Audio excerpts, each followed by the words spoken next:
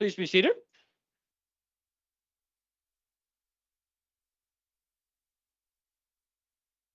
We'll bring this meeting of Peterborough City Council to order for Monday, June 1st, 2026. We'll now have our land acknowledgement.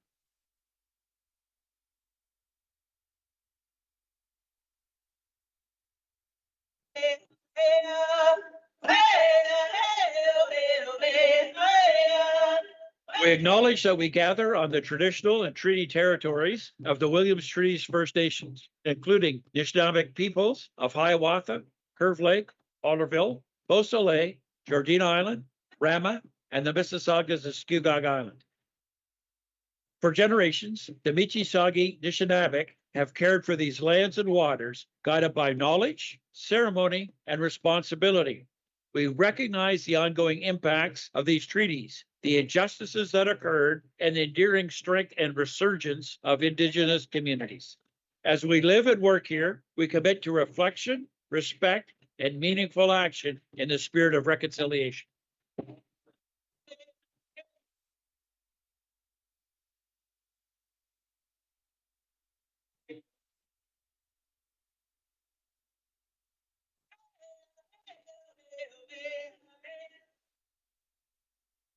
The Council for the City of Peterborough recognizes the principles contained in our Constitution and the Canadian Charter of Rights and Freedoms.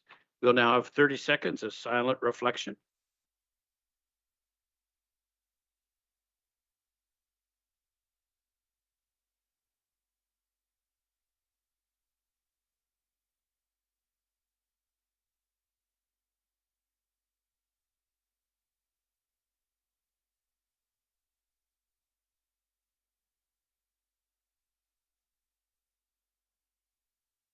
I'd ask those who are able to please stand, remove your caps for the national anthem of Canada.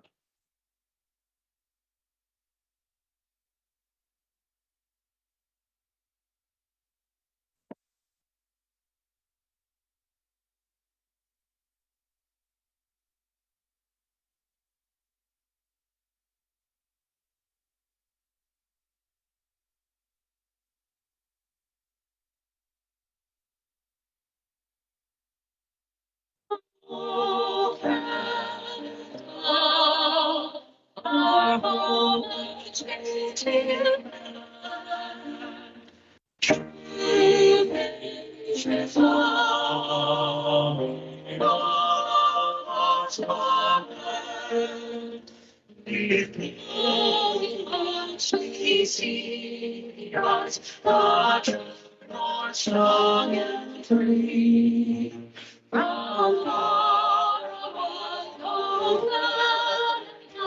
we stand on Lord worthy. What we command, glory was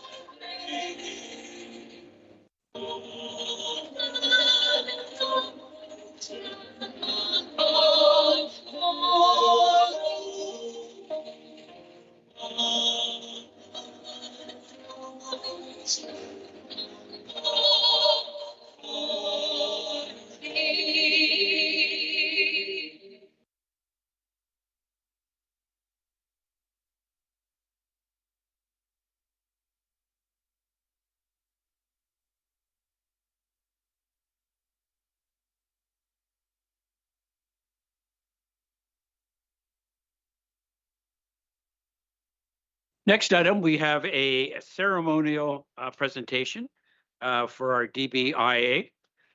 And we'll make this presentation to their executive director and the chair of the board. They won this recognition from the Ontario Association and the Association of DBIAs across our province for two particular areas. Executive Director Norton Aslam guided the Peterborough DBIA through a complex municipal policy challenge by prioritizing relationships based on advocacy and clear governance principles. The resulting unanimous rejection of bylaw 25-126 preserved critical funding authority, reinforced member trust, and demonstrated the impact of strong executive leadership in the municipal decision-making process. And the other part of the recognition was based on Movies in the Park. Movies in the Park is a excuse me, a community-driven downtown activation program launched by the Peterborough Downtown Business Improvement Area in 2025.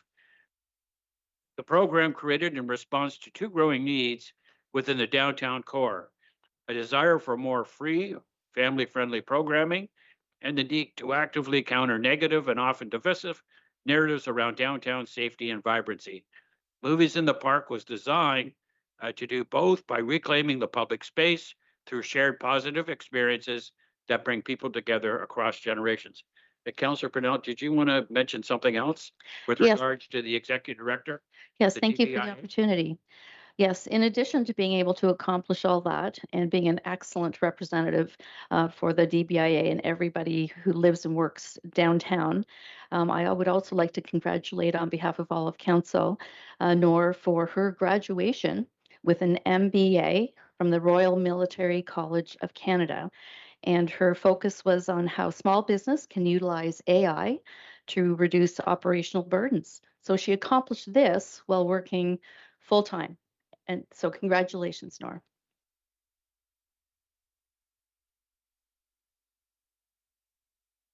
And Nora, if you could join us in the center here, members of council would like to present you with a certificate.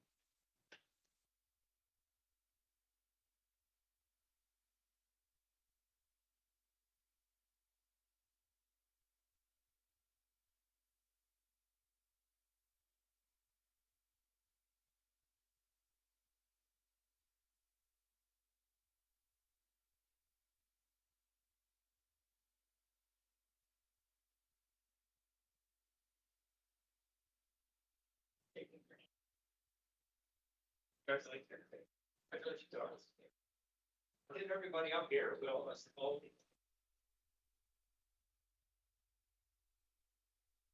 send this to both of you.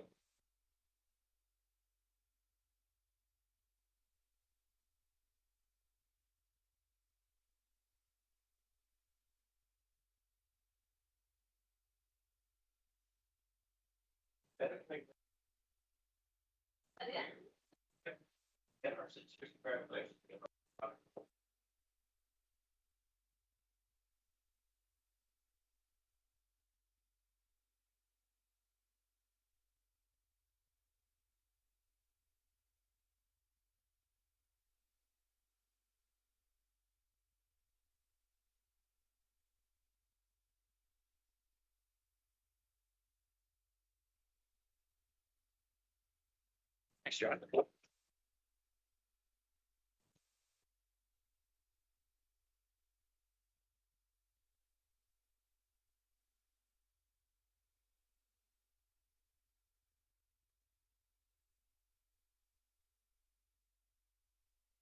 Our next item of business is approval minutes of March 30th, 2026, April 20th, 2026, and April, a second one on April 2026. Somebody, Councillor Bieber, Councillor Crowley, comments or questions? We'll go to a vote.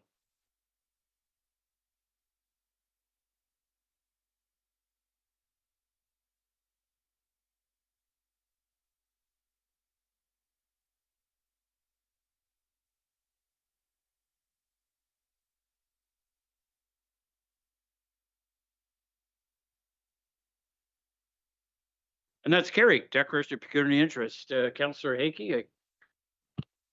Thank you very much, Your Worship. 11B, the lease report. 11B. Yep. LSOCS 26-017, because the applicant is a client of mine. Councillor Vasiliadis. Yeah, 11N and N? 11N, yes. I deal with the owner of the building in a business capacity. Sorry, it was N? It was N, yeah, 11N, Okay, yeah. terrific. Any other declarations at this particular time? Not seeing any. Our next item of business is registered delegations. The first one we have is Heather Monroe on Clean Streets, Peterborough, responding community needs for a cleaner city. Report number MOCOM 26-001. Ms. Monroe, please.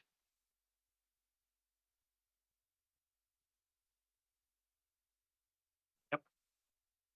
if we could have your name for the public record and the ward in which you reside.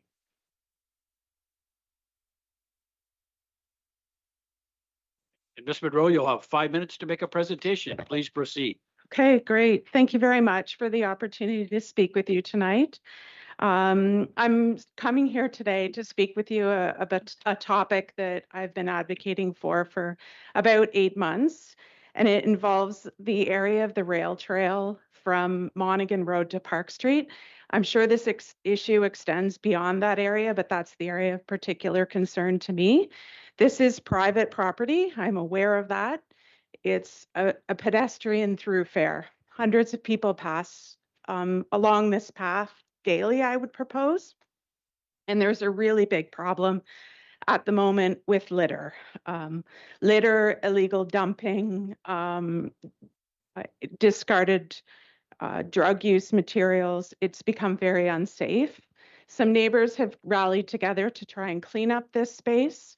And it's been difficult. I have advocated, I've contacted both councillors for my ward, as well as had contact with the Commissioner of Municipal Services, and progress towards a sustainable or any sort of resolution has been extremely slow. I understand that this property belongs to Canadian Pacific, and I don't know where they stand or why this has been left in the condition that it is. It needs to be addressed.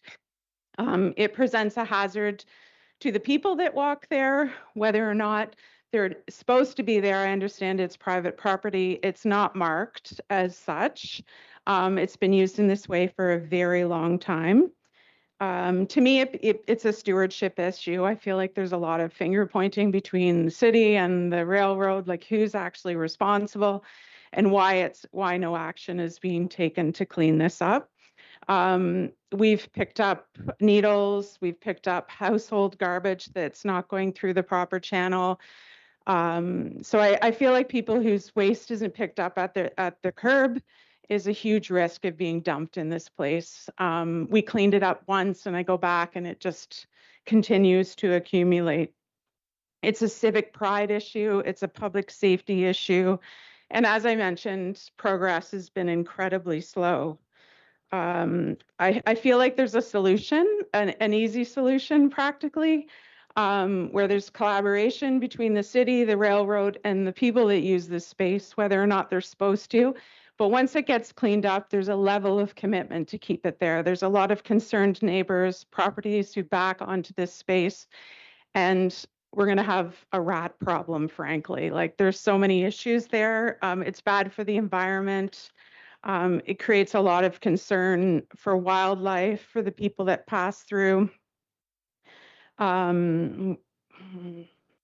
Yeah, neglected spaces like this, I feel like just attract more opportunity for illegal dumping. So the problem just gets worse and worse as we go. I wanted to acknowledge there are a group of people that keep showing up to that space to clean it up and take responsibility for it. To me, that's a good sign about civic pride. And I think with the right support, this space can be maintained to a higher standard. I've previously requested from Public Works to have some garbage bins placed along the access points to this trail that belong to the city, as far as I'm aware, and I've had no action. I've had no response, frankly, from that request either. I think that would be a step in the right direction for shared ownership. The other question I have is, as a city homeowner, if I left my property in this condition, or if any other member of the community left their private property like this, it wouldn't stand. So why are we allowing the railroad to not take responsibility for it? Okay, great. So key messages, I think that clean spaces are really important for our community, for our safety, for our well-being. There's a lot of working people that use this space as a main thoroughfare to get to work. It's really important from that perspective.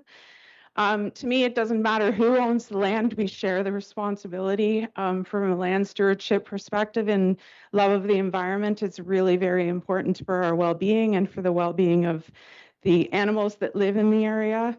And I feel like small proactive actions will have a big impact. We're spending a lot of money on reaction to this problem the number of times Public Works will come and pick up dumped material if we have a sustainable solution, and perhaps being more flexible with curbside pickup will help the issue.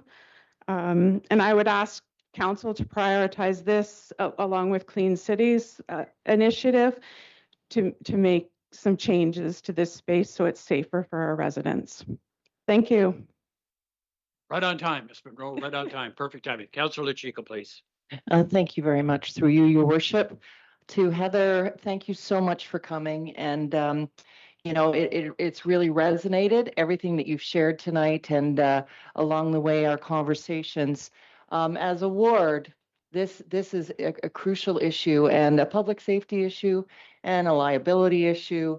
And, certainly the timeliness of response on the part of our rail partners is essential. And the maintenance and the commitment, as you said, it has to be done.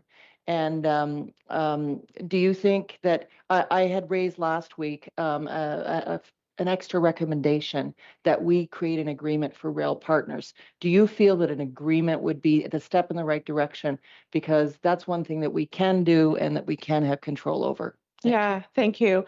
I think accountability is a huge piece, and holding them to account. So that sort of agreement tends to the right direction, in my opinion. And again, thank you so much for coming and sharing that. It resonates. Thank you very much, Your Worship. Councillor Real, please. Through the chair to Ms. Monroe, Heather, thank you very much for being here. Thank you. I think you hit a couple of points here. We're at the mercy of CPKC Rail. It's their property. They're very anal. They do not want us on their property. When we do get their attention, and then we're allowed to put our people on there, we clean it up.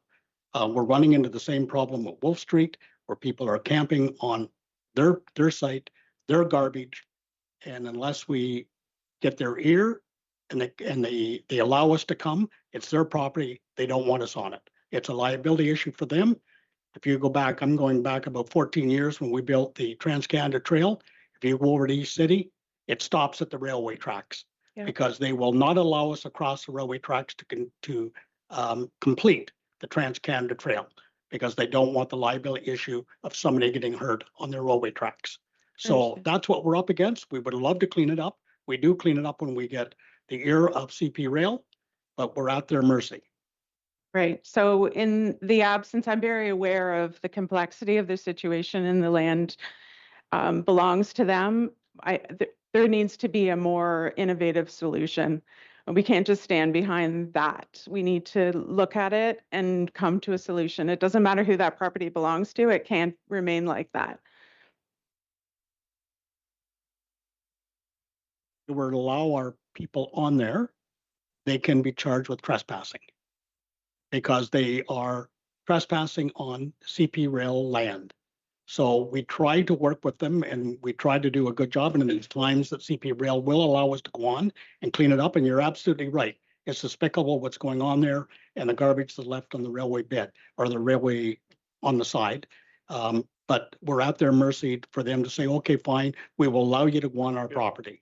Other than that, it is what it is. So what about holding them to account? Homeowners in the city would not be able to keep their property in that condition. And I'm not sure if there's fines involved, but what sort of recourse is the city prepared to do to hold the railroad authority to account? Because that's what I'm asking for, is some assistance and putting some pressure on them to come up with a proper solution. A report that we have. Councillor Real, you already had your two questions. I'm going to Councillor Duguay now. Councillor Duguay, please. Back on the list again. Oh, no, point of order. Sorry. There's really nothing in the procedural bylaw about the amount of times you can speak or the length of time you Mr. can Clerk? speak. And I just got a copy of the procedural bylaw, and there's absolutely nothing in there about what the length or how many times you can speak and what the length of time is. Mr. Clerk, please, could you help us here? Thanks, Your Worship. There is a provision in the procedure bylaw respecting delegations and council's ability to ask two succinct questions. Thank you, Your Worship. Councillor Duguay, please. Thank you, Your Worship. Heather, thanks for your attendance. for the benefit of those listening, the same rail property. It's a neighbor to my home on Remain Street. And I'm aware, I'm certainly aware of the difficulties with garbage that is collected. We've had persons living in the rough in the back of our properties. I'm acutely aware that it's not our property. Your concern, though, is from Monaghan to Park Street. Would you agree that the same condition applies from Monaghan and as it extends certainly to towards Lansdowne Street as it crosses Lansdowne? Ms. Monroe, please. I'm not as familiar with that area. The area I speak about is my neighborhood. I suspect the issue extends. I don't think there's anything particularly special about the area. I think that it's the lack of accountability and stewardship for the land that applies quite broadly. It probably all that property throughout the city would be impacted. Thank you, Heather. I would advise that the same condition applies to the west. And I would like to thank you for your delegation, your important delegation this evening. Thank you. Thank you. Councillor Baldwin, please. Thanks, Your Worship. And Heather, thanks for being here. You said that a number of people have assisted in cleanup from time to time. I'm just wondering, from your perspective or your knowledge, do you observe the same people causing the same amount of dumping and garbage, or is it just anybody and everybody that accesses that rail yard, rail line? Ms. Monroe, please. I think there are three issues. One is litter, people passing. I mean, I'm sure if we were to review studies, if there's 100 feet in a public space without a garbage can, people are going to litter. So that's one significant problem. Also, household waste that doesn't conform to the streams isn't hitting, it goes to the curb, doesn't get picked up, and the homeowner would get frustrated. As to if it's the same people, I don't have visibility to see who's actually dumping it. I would say that the actual household garbage that's being dumped is a more significant issue than the litter. The litter is manageable by a small group of people walking past and picking it up who care about it. Household waste is the biggest problem. Thank you for that. Second question through you, Your Worship. And it will be my second and last question. Heather, the Clean Streets Peterborough program that we're going to initiate between now and December of 2027 calls for an opportunity to have targeted surveillance with cameras.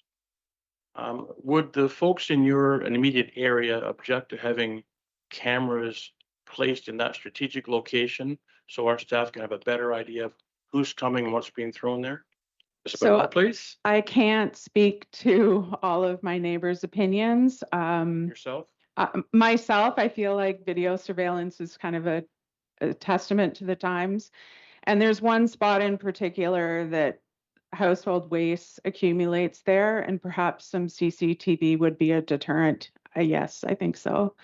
Now, the question is that's not the city's property. So what business does the city have putting a camera there, I guess, is my next question. I only asked the question, Your Worship, because our staff is listening, and it's one of those important components with the cleanup of Peterborough. Thank you for being here this evening. Yeah. Councillor Burke, please. Thank you, Mayor Leal, and through you to Ms. Monroe. Thank you so much for coming. I just wanted to say thank you for having the capacity to come here tonight and to speak the way that you did, because the message that's really resonating with me is that with all of the city's resources, with all of our staff, with all of our accumulative resources, what I'm hearing from you is we need to change the way we're approaching this. And this game of broken telephone with the rail authority and intermittent cleanups is not working, and there has to be a solution. We need to think outside of the box. So I don't have a question, but I wanted to say that your message is resonating with me, and I believe that. I don't think that cameras are going to deter people, but I think you're right, that we need to think differently about how we're doing this. Penalties. One comment that I'll ask for your response to And it's sort of a warning in a sense, but I want to say that we should be sensitive the way that we look at this, because the way CP or CN can come in these cases where there are issues is they'll just fence everything off with construction fencing, and then the neighborhood will entirely lose its access. So with that in mind, with what you've said to us about how that path is a connector in the community, I think we have some work to do on thinking creatively how we can look at this to get it solved. Thank you.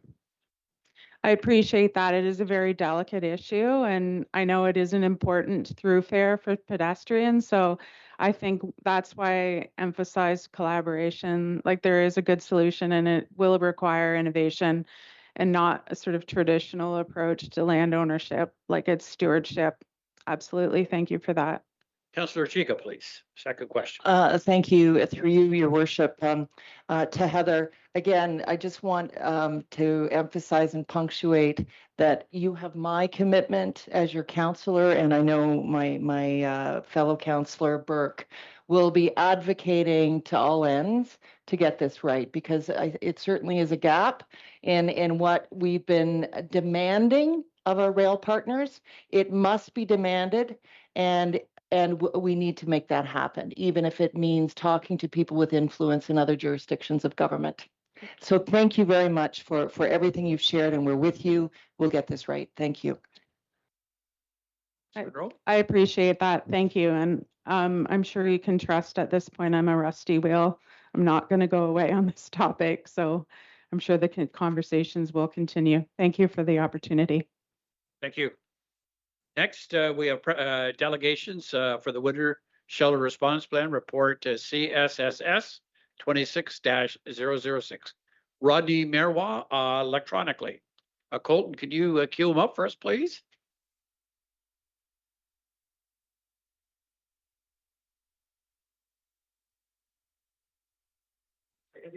Hello?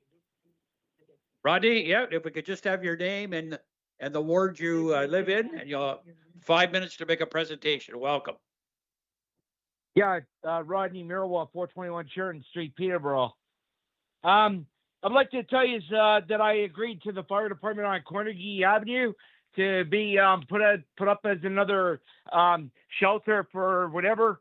But my concern is that how are the homelessness going to get out there and so on? People don't drive and so on. And I'm afraid that it would cost too much for the cabs for them to and so on. And I'm afraid of the abuse of the people taking advantage of it. So I had to give it some thought. I currently do not support the Carnegie Fire Department being used as another shelter. I have a conflict of interest because of the One City Peterborough and the One Roof Peterborough. I just don't know how they're gonna run both places at once. To me, I think it's just overwhelming. So I'm not supporting the fire department out there, because I've been also told by somebody that works for the EMS, I will not say who it is, but they didn't think it was a proper place neither. So I've been hearing that there's no washrooms in there, there's no wheelchair accessibility, so on.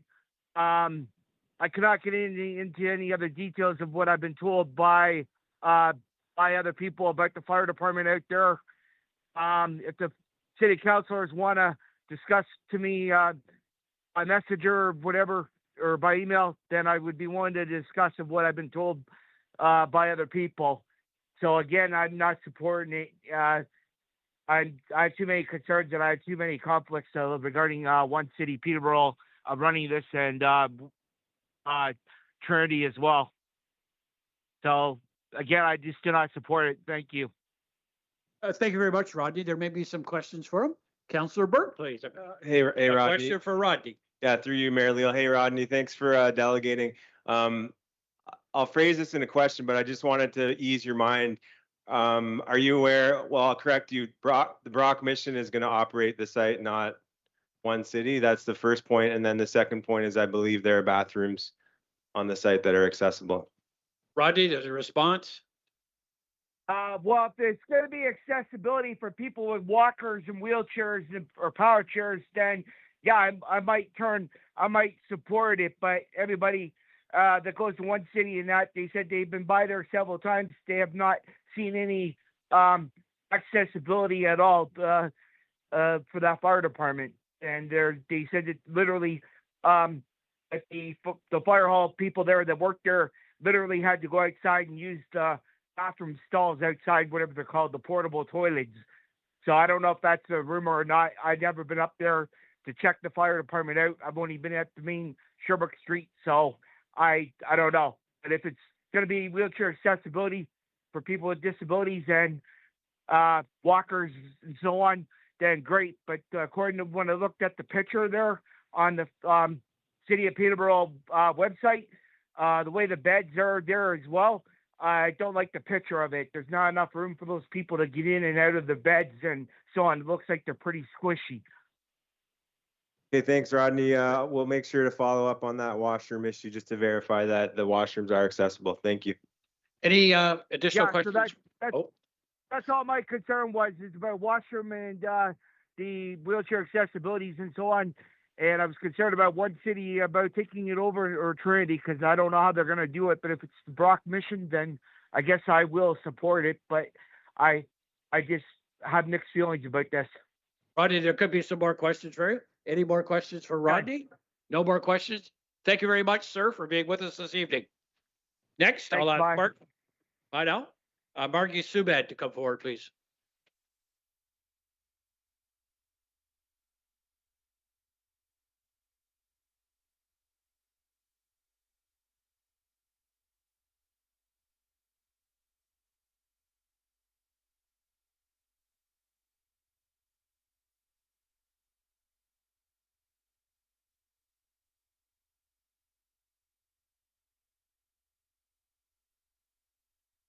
Margie, if we could have your name for the public record and the ward you live in. My name is Maggie Sumad. I live in Townwood. You have 5 minutes to make a presentation. Thank you. Welcome. Today I want to speak to you in reference to the winter shelter response plan. Last week at general meeting, I went against the rules and interrupted the process during the discussion of this report. I want to apologize to the security staff who have always been very considerate towards me and my reduced accessibility. On that occasion, they were expected to remove me from a speaking mode. So in speaking now to council, the report is a recommendation from staff for additional winter shelter capacity for people experiencing unsheltered homelessness for the winter of 2026 to 27. This, as you know, is the time when the climate is harsh, and last year was particularly harsh. In other words, we know two things. Winter months have a detrimental impact on bodies and, by extension, mental and psychological capacity to manage. This is particularly the case for those unhoused. Peterborough, along with other communities, has a population of unhoused and precariously housed souls. Hence the responsibility of Peterborough City Council acting. City staff were requested to plan for additional winter shelter in response to that. And council asked for a report. That report is before council today for final consideration. The staff report spells out the analysis and recommendations. They say temperature-based response was not recommended because from an operational perspective, activating and deactivating services based on various thresholds without approved budget creates uncertainty for service providers and does not allow for reliable staffing. Last year, decision was deferred. There was no plan. Individuals were not able to access needed services. So real experience data is there.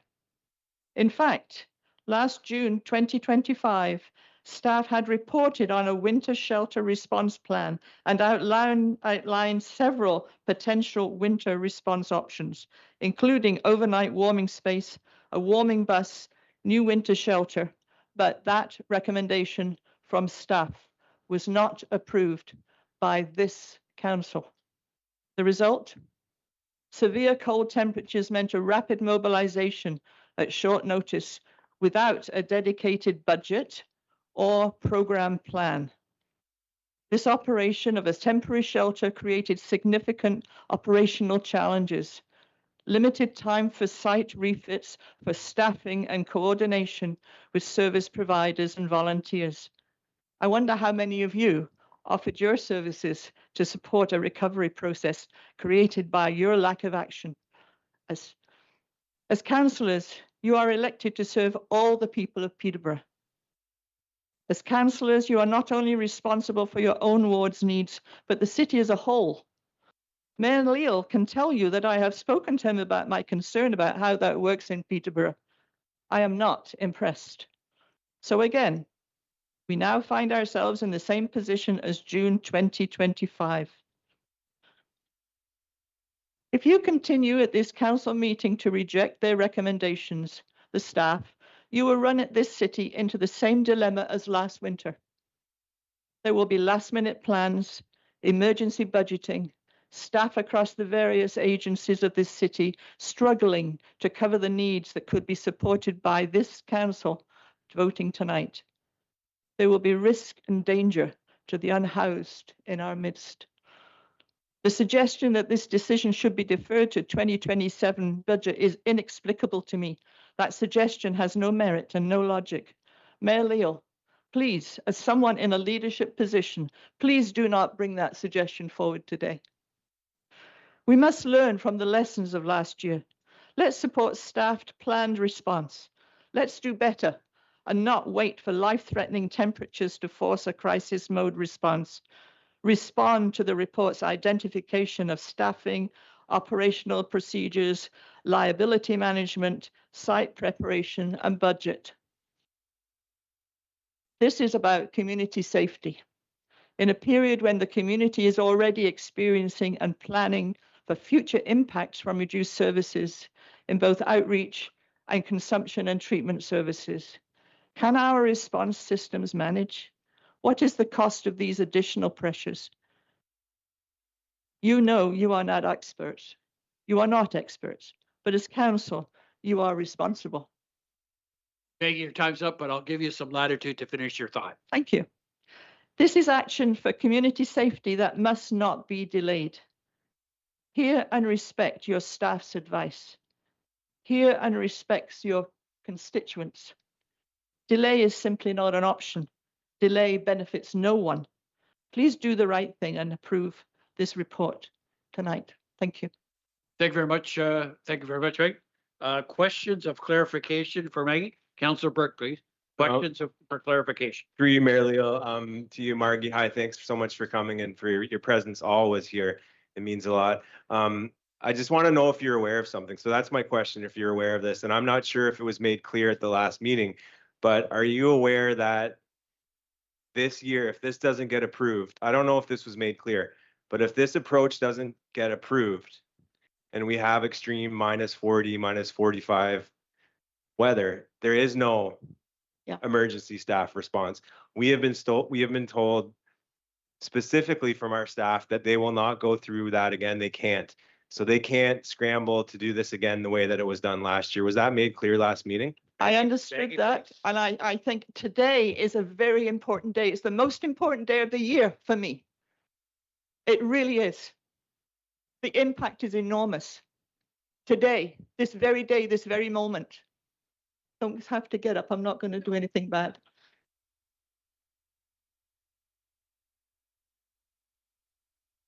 I come here so often. She's my friend. Anything further, Councillor? Really. Second question. Questions for Maggie? Questions for Maggie? Thank you very much for being with us this evening. And please don't delay it. Mr. Hellman, please.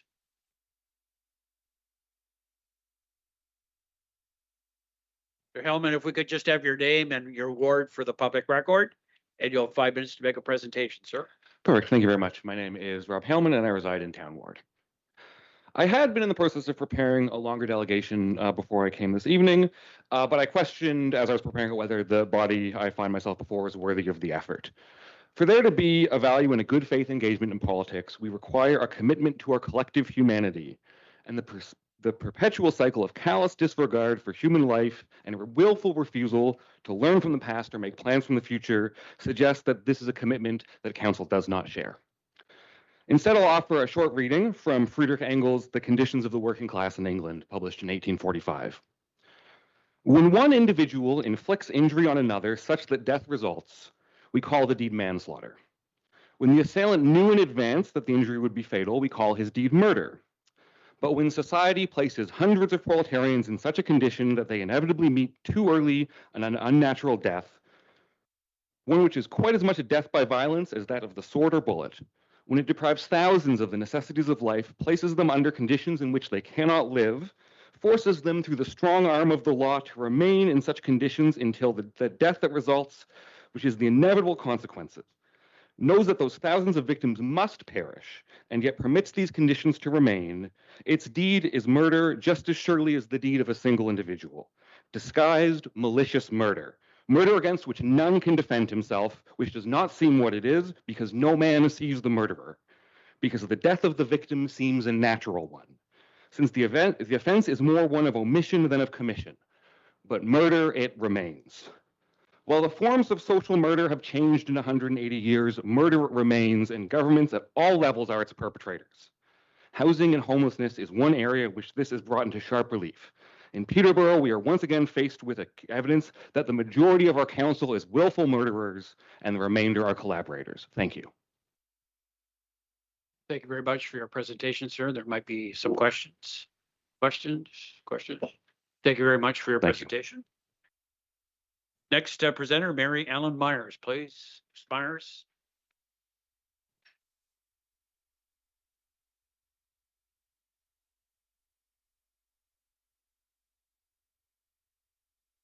Welcome. If we could just have your name and your ward for the public record and 5 minutes to make a presentation.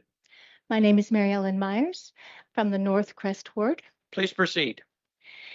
Good evening, and thank you very much for allowing me to speak on behalf of my fellow residents of 301 Carnegie Avenue.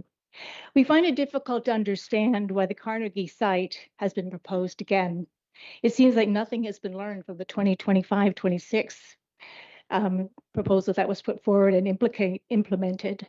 From available reports, this shelter was not well utilized by the homeless. However, taxpayers were still on the hook for upkeep and staffing. In 2025, a cost estimate of $75,600 for the 90-day period of operation was provided to council. However, in the budget presented in option B, this cost is now $303,000, a shocking increase. How can this cost be justified for what was glaringly a failed project? There are a number of factors that make the Carnegie site unsuitable. Proximity to the Peterborough Riverside Park and Zoo, where families enjoy the playground, zoo, and quiet forested area throughout the year.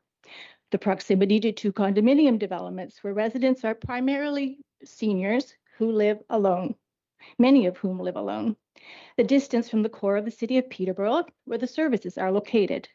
And because of the distance from services, the exorbitant cost to taxpayers for the taxi service proposed, rather than requiring the use of Route 3 public transit, which is only a short walking distance from that site. A day pass costing $30 to $13 covers 2 adults for the day, with repeated access throughout the day. The budget now for the 6-month period in option B is $162,000. The proposal provides free accommodation, snow removal, cleaning service, internet. People should do some work for all the services provided to them. This should not be free. A nominal fee should apply. Why must the public must have a publicly funded source of income? Most of them do, and should be encouraged to budget that money or find work to generate some extra income so that they can make a contribution to the services we're providing. We're wondering what the results are from the investigations that were put forward last meeting to look at other sites throughout the city that are closer to the downtown core, where the services are available that the people need to be able to access. We've heard that there were some suggestion of the Murray Street Baptist Church, 2 other locations in the downtown core, perhaps the former Kawartha Gymnastics site, which is currently being used for storage of public works equipment.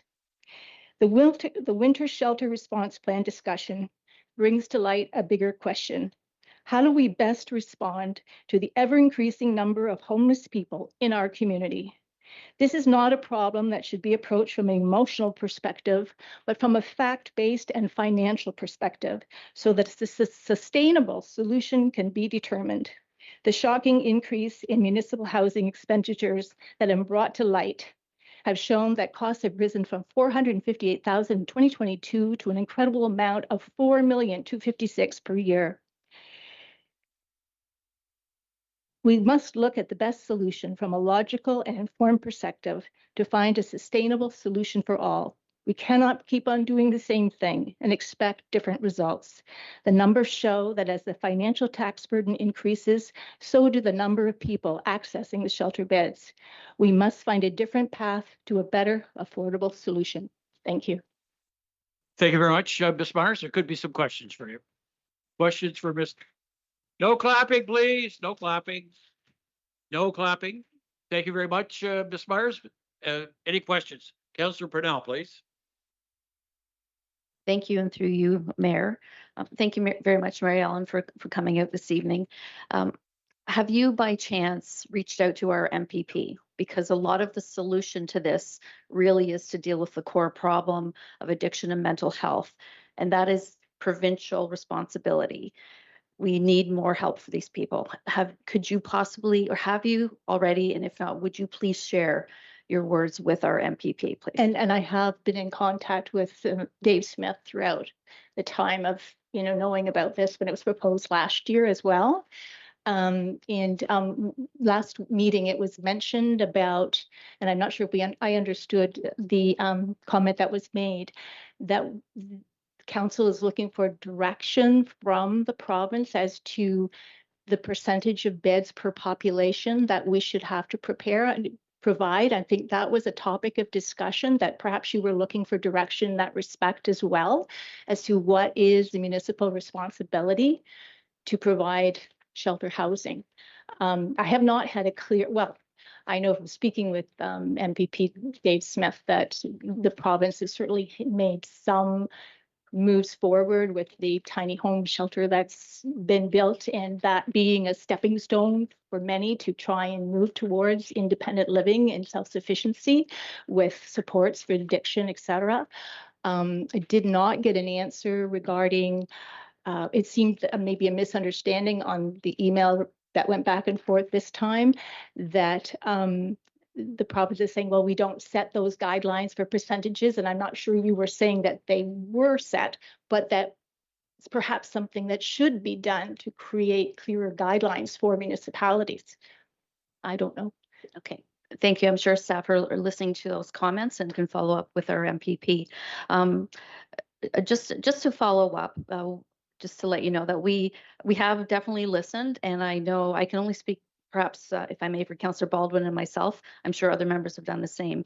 But are you aware, and this is a rhetorical question, but we have really revisited a lot of possible locations this week to see if any other location would be possible. I just wanted you to know that we have been trying to find an alternate location.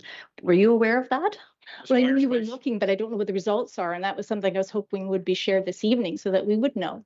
Okay, thank you. I don't know how I would have learned that. No, it was a rhetorical question. Okay. I just wanted you to know we were trying. Well, I appreciate that. Thank you. Any further questions for Ms. Myers? Thank you very much for your presentation this evening. Thank you. That concludes our registered delegations. Our next item are our consent items. Does anybody want to speak about 11A? 11A? 11B has been designated out because of a pecuniary interest. 11C. 11C. 11D. D. 11E. E. 11F. 11G. G. 11H. H. 11I. An aye. 11J, Councillor Hickey. 11K. Okay. 11L. L. 11M. M. 11 Ed's been designated out by Councillor Vasiliadis. 11O. Okay, Mr. Clerk, have you got that list there? And then I'll get somebody to move in second on the consent. Moved by Councillor Parnell, Councillor Duguay. Thanks, Your Worship. I'll just Give me the list, sir, please. confirm with my colleague here. So items for consent this evening would be 11A, 11C, 11D, 11F, 11H, 11K, 11L, 11M, and O. Thank you, Mr. Clerk. We'll go to a vote.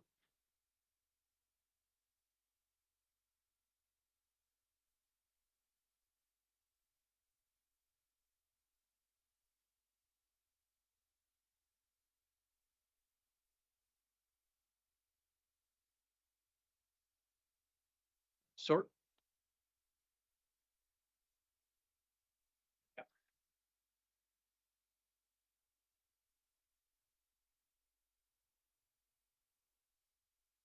And that's carried. We'll deal with 11B first. That's a lease report. Someone like to move it out of Councillor Beamer, Councillor Vasiliadis. Comments or questions? We'll go to a vote.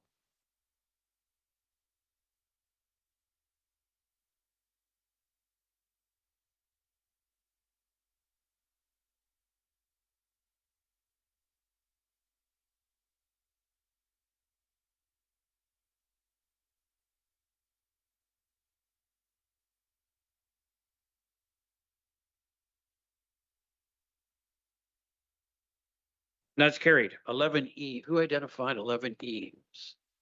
Councillor Burke. Councillor Burke, floor is yours. Thank you, Mayor Leo. I just have a question. I was absent last week, so I just have a question for staff. Before you ask the question, I'll can we move get it on the report. floor? Yeah, it's on the floor. I'll move it. Okay, and a seconder? I don't think. Councillor Vasilia, go ahead.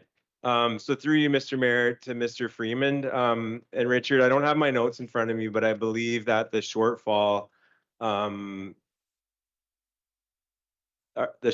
we're facing this year was in the 123 million or something like that. I'm just going by my memory. I could have that number wrong. But my question is around how has that number increased or decreased from last year's shortfall? Mr. Freeman, please.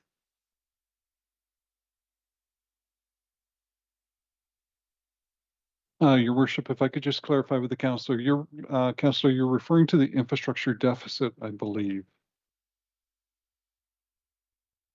Maybe Mr. Chairman, I'm Your Worship, I'm going to ask my colleague here to weigh in on that, and I could give a financial answer, but I think that the technical answer might be more helpful. Mr. Nelson, please. Mr. Mayor, I just need a number. I had the number on the top of my head. I think it was 123 million. And my question just was around if that number has increased or decreased from last year. Mr. Friedman, then we'll go back there. Mr. Nelson's getting ready. Mr. Nelson, please. Through the chair. Basically, we haven't done the formal analysis. That would come out this fall as part of the budget. Where we're at is as of last year when we submitted it, yes, we were at a $26.5 million a year deficit to maintain status quo. The higher number takes us back and deals with the backlog to bring us to a number. But the 26.5 million is basically the funding shortfall that we're currently experiencing that would keep us at the status quo without seeing decline in levels of service. So my question, and I'll assume, Mr. Mayor, is that number every year is increasing, correct? And so then my follow-up question would be that what is staff's plan?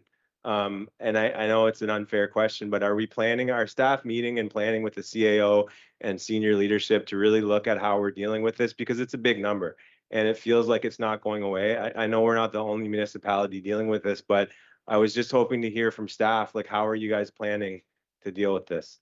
Mr. Friedman, please. Your worship, the answer is absolutely we are meeting and we are trying to address it. So let me just give you a couple of examples on how, and you've seen a couple of these examples come forward to this table. And that is, first of all, I'll refer to my colleague, Commissioner Simonauskas, in bringing forward the water rate report. So in that water rate structure report, we talked about as staff, senior staff, about how the rate will support infrastructure on a long-term basis. And in that report, the commissioner made the recommendation, hey, we need to change the rate structure because otherwise we're going to be in trouble. And so that is just one example of how we're addressing that. Another one is, and you're going to see the report shortly, just it's on the horizon here in a couple of weeks, and that is recommendations related to the stormwater infrastructure. Again, I affectionately refer to stormwater as the poor cousin. And so there's recommendations from staff about the long-term look at that infrastructure. This infrastructure, your worship, as you well know, is billions of dollars. If you're going out and replacing it, it is vital that it be managed in a sustainable way. So those are two quick examples of how we are proactively managing that. Thank you, your worship, for indulging me. Thank you, Mr. Mayor. It's been moved and seconded. Any other comments on this? We'll go to a vote.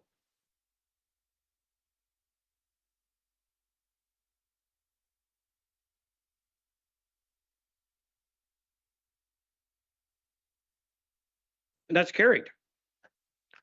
11G, Councillor Burke, we'll have to get it on the floor to start discussing. So you're moving it, and we need a seconder. Councillor Vasiliadis, the floor is yours. Thank you, Mr. Mayor. So I read this report, and I'd like to just say I think that it passed on consent without any discussion last week.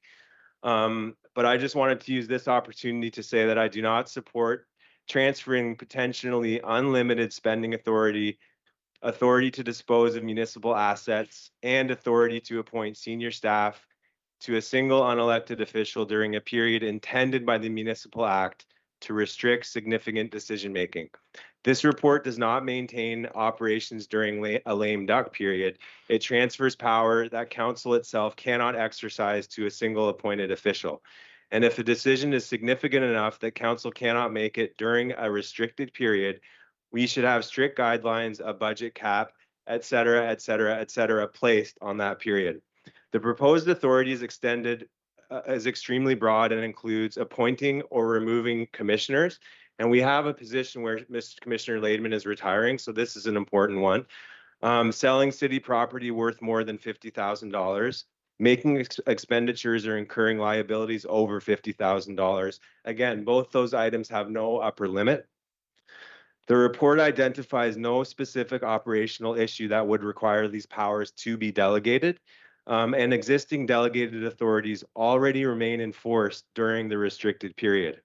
The report itself confirms that existing delegations under the CAO bylaw and purchasing bylaw are not affected. If an emergency arises, the Municipal Act already allows action to be taken. Decisions involving major expenditures, property sales, senior staff appointment should be left either to us or the newly appointed council. Surely we are organized enough to do this. Finally, the accountability mechanism in this report, I believe, is weak, with reporting only occurring after the fact in 2027. Therefore, I'd like to move the following. Be it resolved that the draft bylaw attached as Appendix A to report LSCLK 26-014 be amended by deleting Section 2 in its entirety and replacing it with, quote, the chief administrative officer shall not be authorized to A, appoint or revoke the appointment of a commissioner, B, dispose of any real property of the city, C, authorize any expenditure, liability, or disposition not otherwise authorized by an existing council approved budget, bylaw, or policy. Mr. Mayor, and I've submitted this motion to You have? It's in contradiction to what's on the table. So if what's on the table, just let me finish. If what's on the table gets defeated, then you can move forward your new recommendation. Mr. Mayor, I still have the floor, and I'd like to just say something. Sure. This is not in contradiction to and let me finish. We are approving a bylaw in its entirety. I am scratching and replacing some portions of that bylaw. So if you're telling me that as council, we cannot change or workshop any bylaw, we can only add to what staff has given us, then that's not okay. I read our procedural bylaw today, and this is part of the work that we do is we look at what's being presented to us, and we are allowed to make amendments to change that. It is not contrary.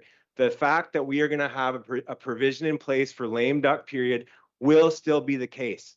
This is just changing portions of what that provision looks like, which I believe is our very role as council at this table. I heard you, Councillor Burke. I want to defer to the clerk. Mr. Clerk, please. Thank you, Your Worship.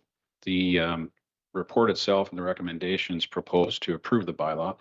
And then the substantive portion of the bylaw is section 2, which is the reference to which Councillor Burke has made. It would appear the motion would intend to null and void the substantive section of the bylaw, section 2. And then subject to your ruling, Your Worship, section 39 of our procedure bylaw regarding amending motions does indicate that in the chair's determination, a motion shall not be contrary to the motion. So Mr. Clerk and Mr. Mayor, thank you. But our procedural bylaw states that we cannot be contrary to the motion on the floor. Deleting a clause here and there from a bylaw or a motion is not in contrary to the entire motion. We are still going to pass a motion that is going to cover off our lame duck period. And I am just looking at a specific clause from a larger package. It is narrowing the scope of what council is being asked to approve. Our procedural bylaw specifically allows a motion containing distinct parts to be divided out and separated. My amendment does not frustrate the purpose of this report. Everything will go as it is, except the parts that I'd like to change, please. And respectfully, if the chair's ruling stands, I will challenge the chair. The chair's ruling stands. Go to a vote challenging the chair.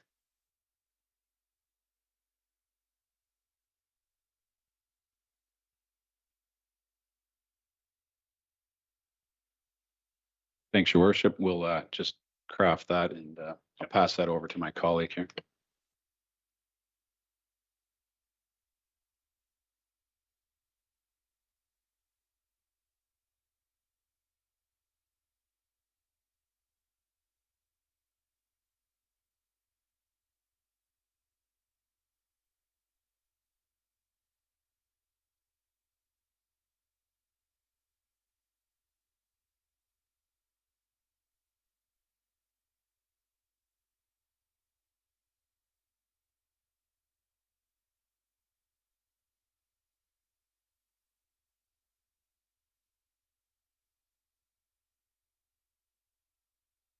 Thanks, Your Worship. I'll just ask my colleague if he could just post that so that council can see it ahead of the vote.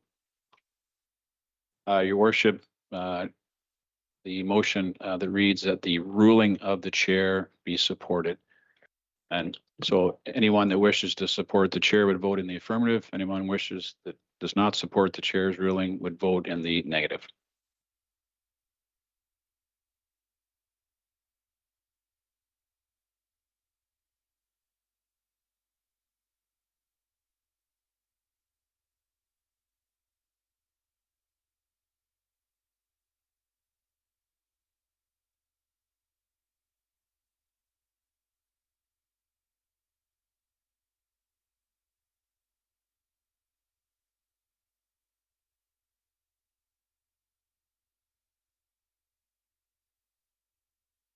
Through the chair, I would like to make a deferral of this report and speak to it.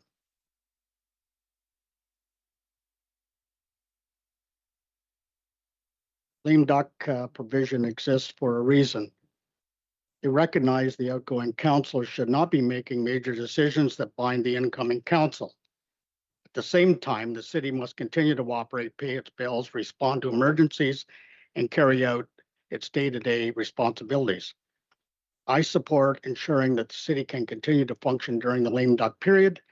What I do not want to see is the transfer of significant policy decisions away from elected representatives without clear demonstration that such authority is necessary.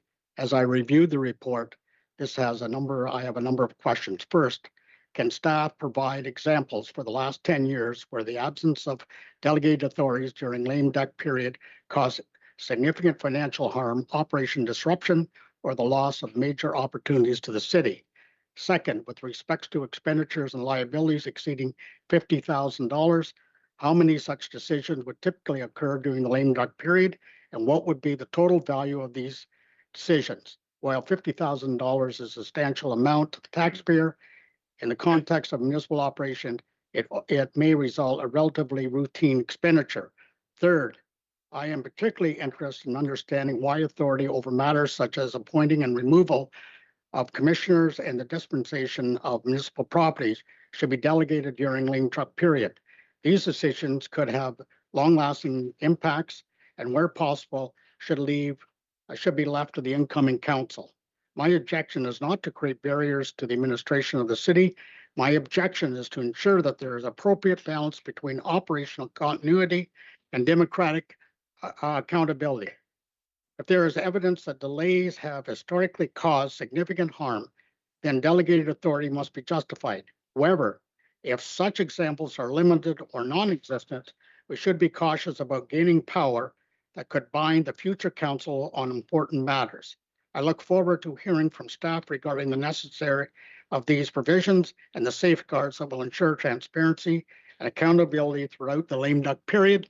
As I read the report, as like I said in the 3 bullet points that I put here, it wasn't in the report. And so therefore I'm asking the questions tonight. I think it should be deferred until we get these answers. We still have plenty of time to get those answers before we're into a lame duck period. I think this is an important thing. I've sat on council for 16 years. I've been through 4 elections, and I think that we have given lame duck authority to the CEO, but I've never seen one here where it said that they had the ability to dismiss or hire a commissioner. I think my council made the point that there is a commissioner that we're looking for, an outgoing commissioner here, and that an acting commissioner has been put in place. If you were to give this authority here, the CEO of the city could make that commissioner permanent. That is not what I think should be done. I have the right. Councillor Elk, you want your second 3 now? Yep.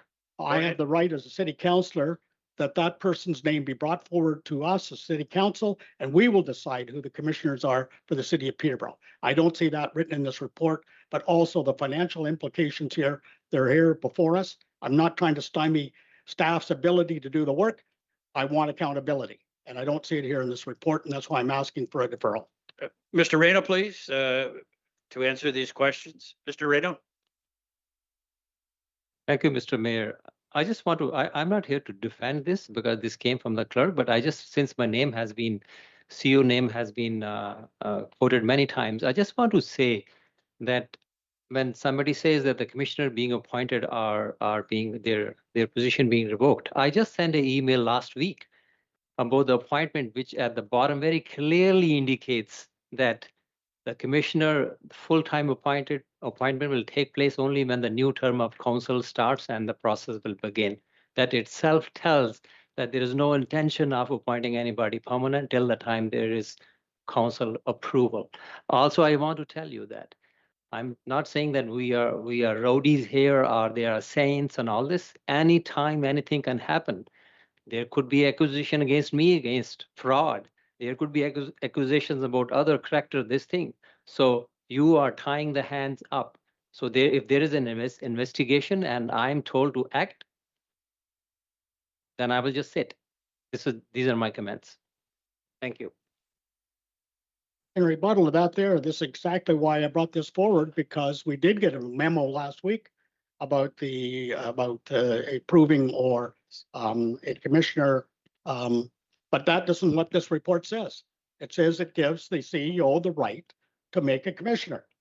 Also, the financial implications I'm talking about here, these are the things that I'm talking about. It's not in this report. So if you give them a report that doesn't have everything spelled out to me, I think it should be deferred and come back to us with the answers. I want everything clear as a bell of handing off a delegated authority to someone when it's not clear in this report. Mr. Rada, please. Thank you, Mr. Mayor. There was no memo, there was an email, sir, and read the last line of the email, please. It clearly articulates that the appointment will take place permanent basis by the next council term. It very clearly, but it says in here that you have the right to do it. So that's the point that I'm trying to make. I don't care about the email you sent last week. I'm talking about this report here that says that you have the ability to hire a commissioner or fire a commissioner. That's what it says in this report, not the email that you sent last week. I do care about the email, sir, because I very clearly articulated there. So I did articulate very clearly, and I do care about the email. The narrative here is as if something shaky is happening here, which is not. Thank you. I want an apology from the You're not CEO. getting one. You went after the integrity of the chief administrative officer. He has raised his sitting voice there. to me in council. Well, you're raising your voice now too. Settle down. Mr. Rada, do you want to conclude your statement, please? Mr. Mayor, no, I don't want whatever I had to express. I have expressed very clearly, and I don't want to go beyond that. Thank you. Anything further, Councillor Real? You got a minute left. I think it's just clear as mud. Thank you very much. To the deferral, Councillor Duguay, please. Thank you, Your Worship. Your Worship, I have a question of Commissioner Potts. And perhaps it may also be responded to by CEO Reyna. Commissioner Potts, is this what is proposed in the report? Is this would be a typical standard municipal procedure when councils that are in a nomination election year they have a lame duck period? Is this a normal procedure for cities in Ontario? Mr. Potts, please. Your Worship, yes, it is. Councillor Duguay, do you have a question for Mr. Rada too on this? No, I think Mr. Potts answered my question query succinctly. I will not be supporting the deferral. Your Worship, we heard this evening from delegations we're being asked to trust our staff. Now we're being asked not to trust our staff. It's been my understanding from my previous 16 years with this municipality and employment that this was a standard procedure where there was a period of time where council could not make certain decisions, and the CAO of the time and or directors then were extended certain administrative and management responsibilities to ensure that the municipality was maintained, its operation and its administration was maintained in an appropriate manner. So I will not support the deferral. Thank you. I have Councillor Burke and Councillor Chica. Councillor Burke to the deferral, please. Yeah, I'll just support the deferral. Like, the thing is, our procedural guidelines don't allow us now, apparently, to do what I wanted to do in the first place, which is just scratch a few lines from the bylaw that I was uncomfortable with and hold the integrity of having a lame duck bylaw for our CAO. And I don't appreciate how the conversation is going between staff and councillors. There is no narrative. There is no one calling out anyone's integrity. The reason the CAO's name was mentioned is because it's littered through the bylaw. If you read the bylaw, it's about him. So this is not about personalities. This is about the principle of the bylaw. And there were three things that stood out to me as a city councillor who represents my constituents that were of concern, where I required more clarity, where I required more of a cap. We have two specific budget financial circumstances of delegated authority that have no cap, So to me, this is not about calling anyone out. This is about, hey, I'm a city council representing my constituents and their hard-earned tax money, and I would like to scratch these three things. Well, that didn't happen. So now my council colleague is trying to defer it. How this bylaw would have come across more comfortable to me is if there were some caps, some limits set to that authority. My research today on the Municipal Act is quite clear that it does allow in emergency circumstances. No one's going to be doing any investigations. Don't worry. The Municipal Act allows municipalities to convene and make decisions in situations of emergencies. We are already covered off for that. What we are looking at tonight is a very specific bylaw that transfers a lot of delegated authority in a way that, to me, I would like to have some limits and some more definitions of what that looks like. So by deferring it, hopefully that will give staff the chance to come back with us and define some of those things that some of us are uncomfortable with, and we can support and pass something for the lame duck period that we're comfortable with. I think the councillor asked some great questions here, and I wish our procedural code of conduct would allow us to just look at the bylaw and change a few things, but apparently we can only add to what staff is presenting to us. And now I'm left as a councillor to support a deferral of the entire bylaw. So I wish I wasn't in this position, but here we are. So I do support the deferral, and I hope that this can come back to us with some of our concerns being addressed. Thank you. Councillor Chico, please. Thank you very much, through you, Your Worship. I have a question through you, Chair, to Commissioner Potts. Can you please share any contrasts, differences between this particular bylaw for lame duck and the bylaw in 2022? Were there, to me, and my question is rooted in, this should be a standard election to election lame duck bylaw.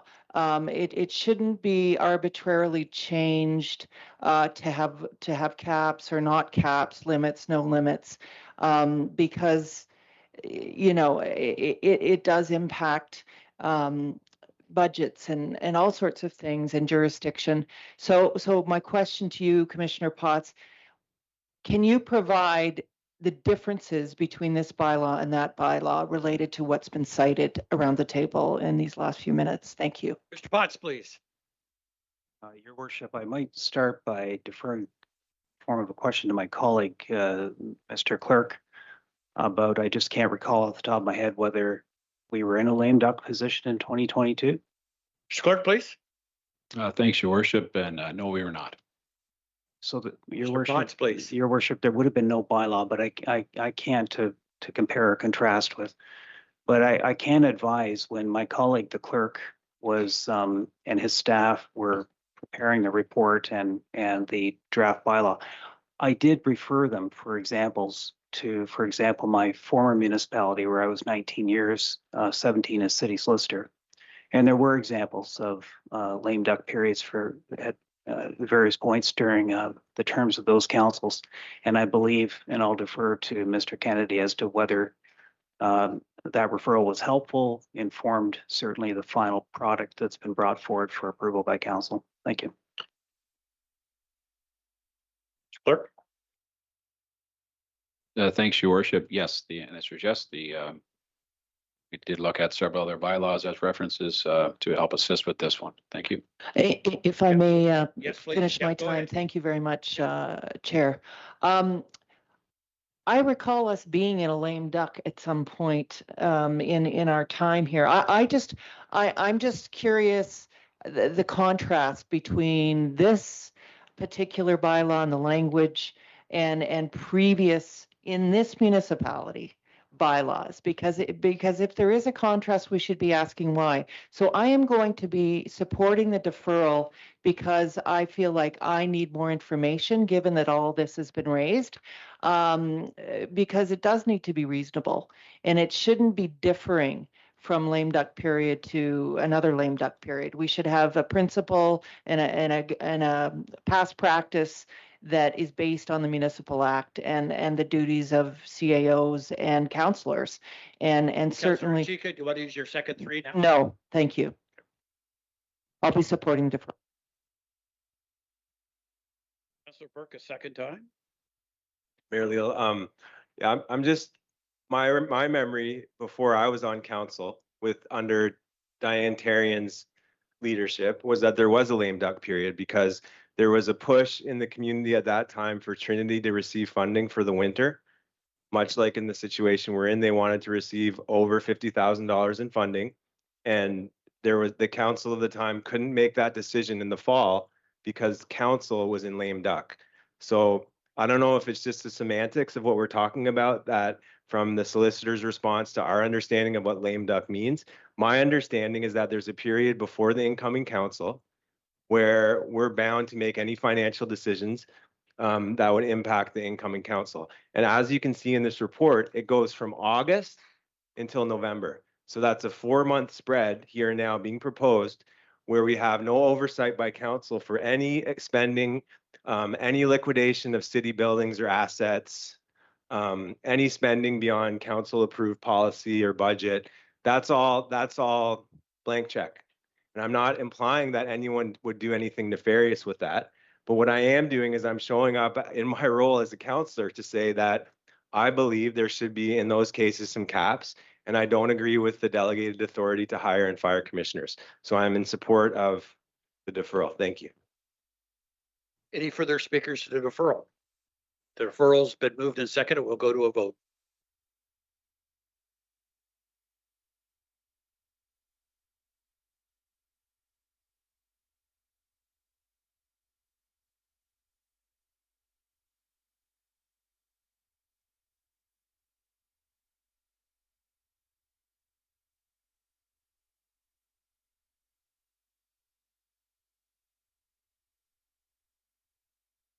And the deferral is lost. The main motion has been moved and seconded. For speakers to the main motion?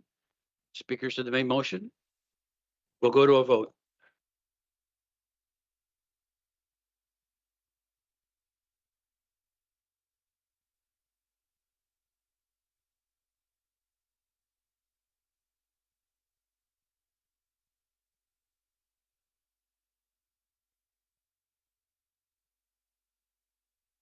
And that's carried.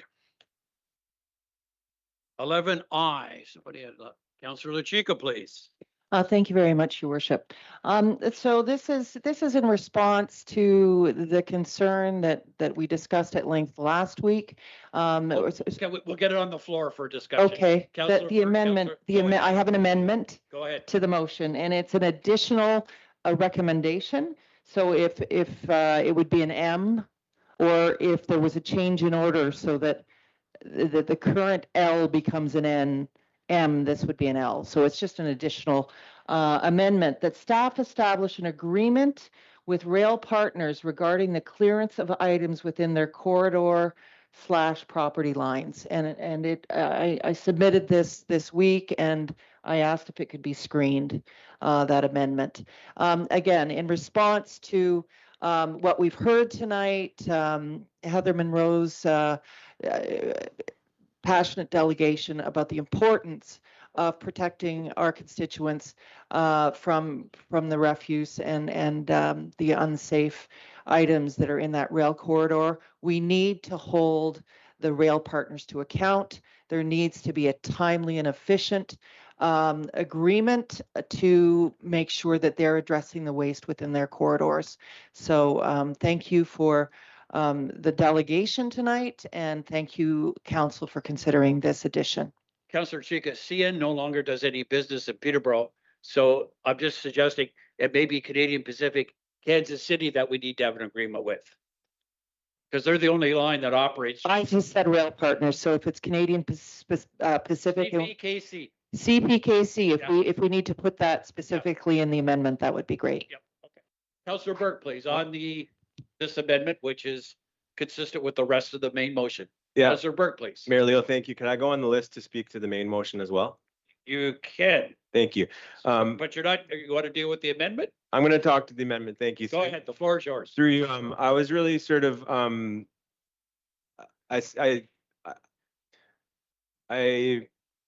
something came to me from the delegate, Miss Heather Monroe, that spoke, and I had a question for staff through you, Mr. Mayor. And I see that Mr. Middleton is here, not to put him on the spot, but I'd like to ask him a question through you if that's appropriate, because I know that we have in the downtown, we've been really, through bylaw, we've been really ticketing and looking at how through enforcement we can change the culture of what's happening. And so I'm wondering, to the delegate's point, Mr. Middleton, because it was implied like we could go in and enforce property standards with the garbage that's on that site. Is that something the city has done, or if not, is that something that we can do? Mr. Middleton, we'll put you on the spot. Through your worship, bit of a complicated question, and I just want to make sure that we're not conflating, the city's property standards regulations with that of the waste collection bylaw. that Clean Streets really is geared towards. Mr. Mayor, I understand that in the downtown, it's an issue of property owners putting their garbage on city property, essentially the boulevard. And this is different to me because it's completely private property. So in that sense, I wanted to know if it was something that would be enforceable, because it's a little different than what's happening in the downtown. Dylan, please. So the city does have a property maintenance bylaw that does deal with the collection of waste material on private properties.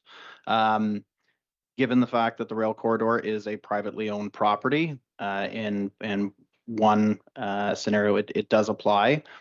The nuance with the CPKC property is that it's also a federally regulated property, which means that there are some complications with actually achieving practical enforcement on those properties. And I may defer to Commissioner Potts for any additional comments. Mr. Potts, please. I agree with Mr. Middleton. Okay. Councilor Burke? Yeah, thank you. And I think that just in this discussion of trying to hit people in their pocketbooks with trying to change how things are going, I think that this is one example that I would be in favor of using that tactic with, especially having been through with Councilor Riel, all the issues of communication. Wolf Street, it was pretty near impossible to communicate in a meaningful or quick way with the whatever CN, CP, whatever CP. CP. So I really take to heart what the delegate said, and I think that we need to think differently about how we're looking at these sites instead of just saying we can't do anything and pointing fingers. I think it would be interesting to look at how we could hit them in their pocketbooks. Thank you.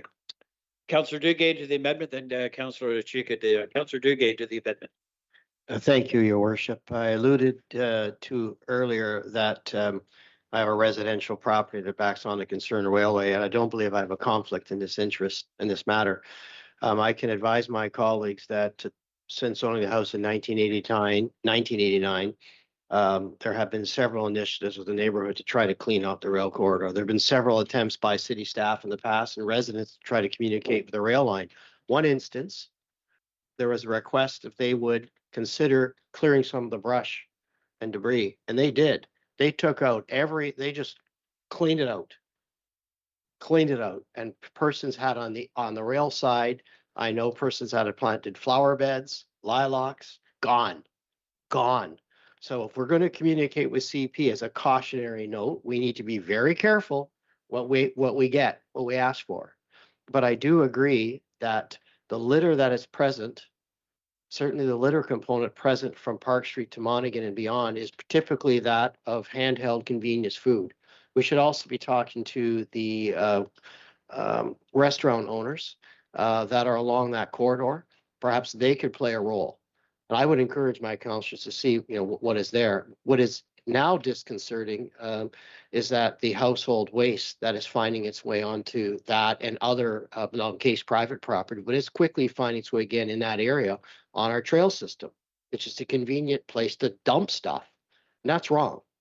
So to Councillor Chica, I will support this, but I would say to my colleagues, we might find ourselves in a position where there might not be an agreement forthcoming.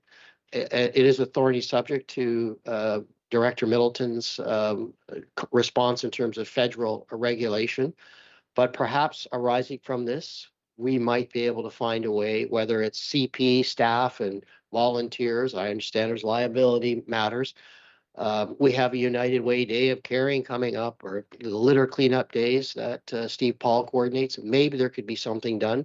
But to my colleagues and community, particularly to Ms. Monroe, we're going to have to be patient. Thank you. Yeah, just to add, Councillor Duguay, I recall when CP used excessive herbicides to clean out that whole corridor, and it killed everything in backyards of abutting neighborhoods. It was I was on council then. It was quite a controversy in its day, and the cure was kind of worse than the disease. Councillor Chica, please. Thank you very much, through you, Your Worship. Just a final comment, and thank you to the previous councillor for those remarks. Yeah, it is the whole corridor that we need to be addressing, and what Heather Monroe shared tonight. This has been the phone's been ringing off the hook. As far down as the Chamber of Commerce, we've been dealing with a huge issue in that same corridor. It's been egregious. I so appreciate Commissioner Simonovskis because the approach is proactive. There's recognition that this is something that we need to transact, is good communication with CPCS. We need to do this collaboratively so they're not dumping pesticides to deal with things, so that we understand how this is going to be addressed and that we can work cooperatively municipally with something that's federal. We can have these conversations and we can draw from the support of federal bodies and governance to deal with the federal regulations. And I thank Council for considering this very important step of a deliberate effort at an agreement. Thank you very much.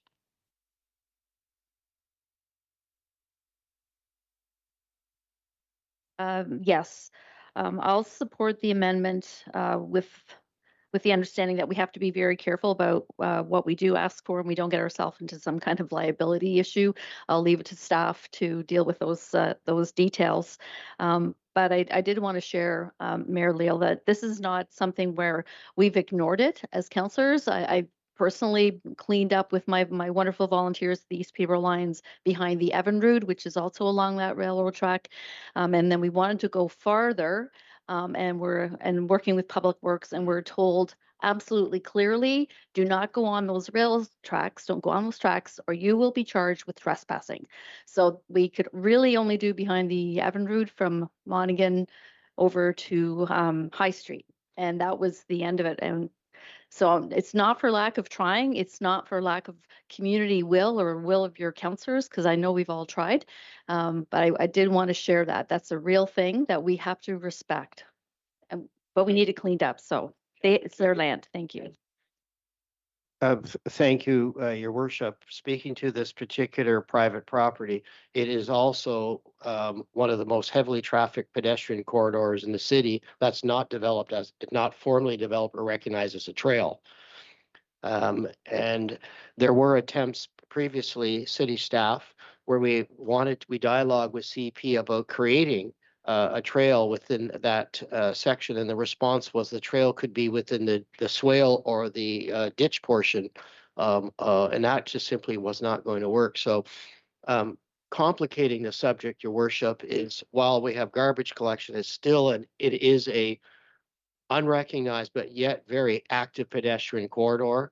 So I don't think we can eliminate that activity because it's a nice shortcut. It's a direct route from the suburban portion to our downtown. And we may also have to consider how we address that activity. Thank you. Just if we could put it up for a minute, please. In principle, I certainly support it, but I thought I heard some wording that may give me. Thanks, Your Worship. We have been trying to cast it here. We're having a little bit of technical difficulty, but if I may, I could repeat it. It's the amendment's been moved by Councillor Chika and Councillor Burke. It would be adding a recommendation M, if approved, that staff establish an agreement with rail partners, and in brackets CPKC, regarding the clearance of items within their corridor/property lines. Thank you. Thank you very much. So my question is, what happens if staff can't establish an agreement? There won't be an agreement. If I may, the very nature of an agreement is consensus by two willing parties. And I'm glad that the comments were made about jurisdiction, federal jurisdiction. So it's really a request that might not be granted. Thank you.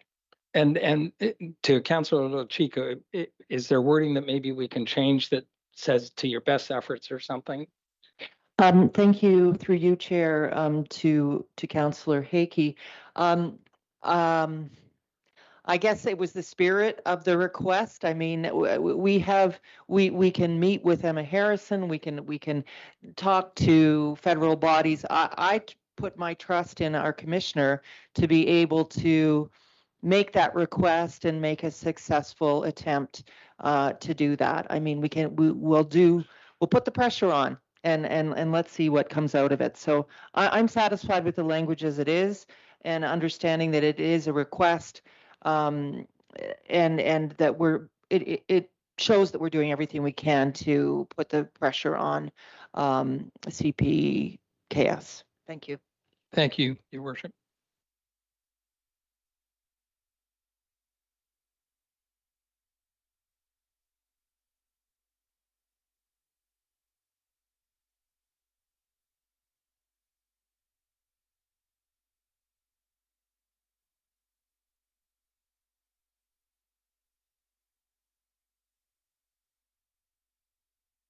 And the amendment carries.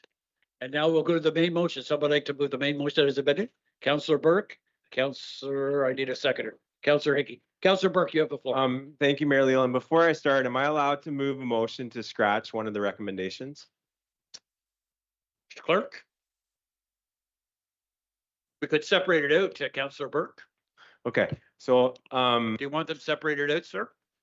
So I want to start though by thanking Commissioner Simonovsky, because I think that it's been really amazing to have your presence, specifically with the garbage issues and with really getting your boots on the ground and talking to the residents and talking to the community to really try to figure out the systemic nature of the problem and make changes that are not just from a staff perspective, but that encompass the lived experience of the people that are going through the issue as well. And I think you've done a great job with that. And I continue to hope to work with you to see a lot of this stuff through.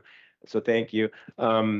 My issue with the recommendations though is about D. So I'd like to separate just D out from the rest of them. Yes, please. Okay. And I will not be voting in favor of it. I do support removing bulky item fees, which is all in the report. I support reducing barriers to disposal. I support education. I think the downtown drastically needs more education on the new system that's put in place. I think a lot of the orphan garbage is from a lack of education or understanding with that new system. And I do support additional cleanup resources. However, nowhere in this report have I seen evidence that a surveillance program is required to achieve these objectives. The report, almost in its entire length, argues that illegal dumping is driven by disposal costs, bag limits, missed collection days, lack of realistic disposal options, confusion around the rules, and property management issues. The cameras, the ideas of surveilling parks, public parks with cameras, comes almost as an afterthought near the end of the proposed solutions. Staff, to me, have not demonstrated that surveillance is necessary to achieve the program's goals. The report says that staff would later establish, quote, protocols respecting signage, privacy, records retention, evidentiary use, and evaluation, end quote. That means that council tonight is being asked to approve cameras before seeing those protocols. Staff specifically state, quote, the cost of this program is unclear at this time. So we are being asked to approve this without any known cost.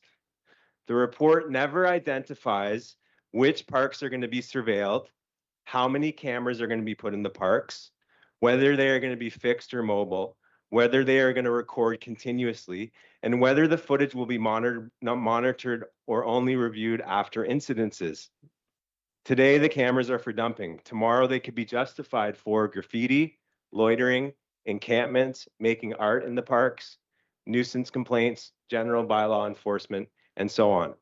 Council is being asked to approve surveillance without defining clear limits.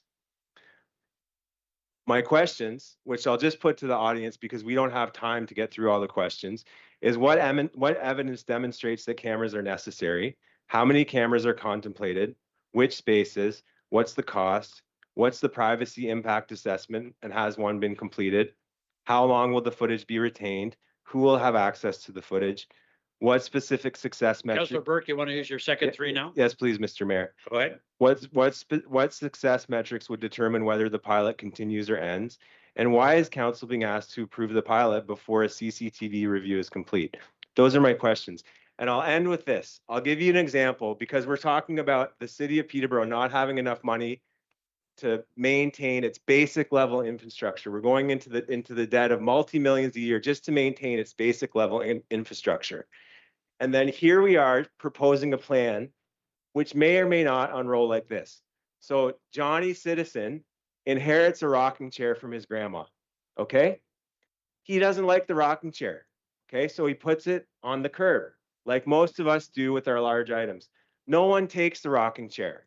Well, this goes on for a week. Johnny lives across from Fleming Park. So Johnny says, okay, I'm going to walk it over to the park. Surely someone there will walk by and see this rocking chair, and maybe someone will put it to use, okay? Under this system, we will have staff that need to review and record and look at what Johnny's doing. We will need to have staff spend time and resources to try to identify Johnny Public from the video, who he is, where he lives. We will then have that staff go to some administrative body at the city and type up, fill out a form from bylaw to send Johnny whoever that they found his address. Then Johnny receives this letter for his rocking chair. And he comes into City Hall, deals with 1, 2, 3, 4, maybe 5 different staff through the complaints process. All for what? All for what? You know what I see in cities that are functioning properly? I see a purposeful use of where receptacles are put in a park that are based around people, how people are using the park.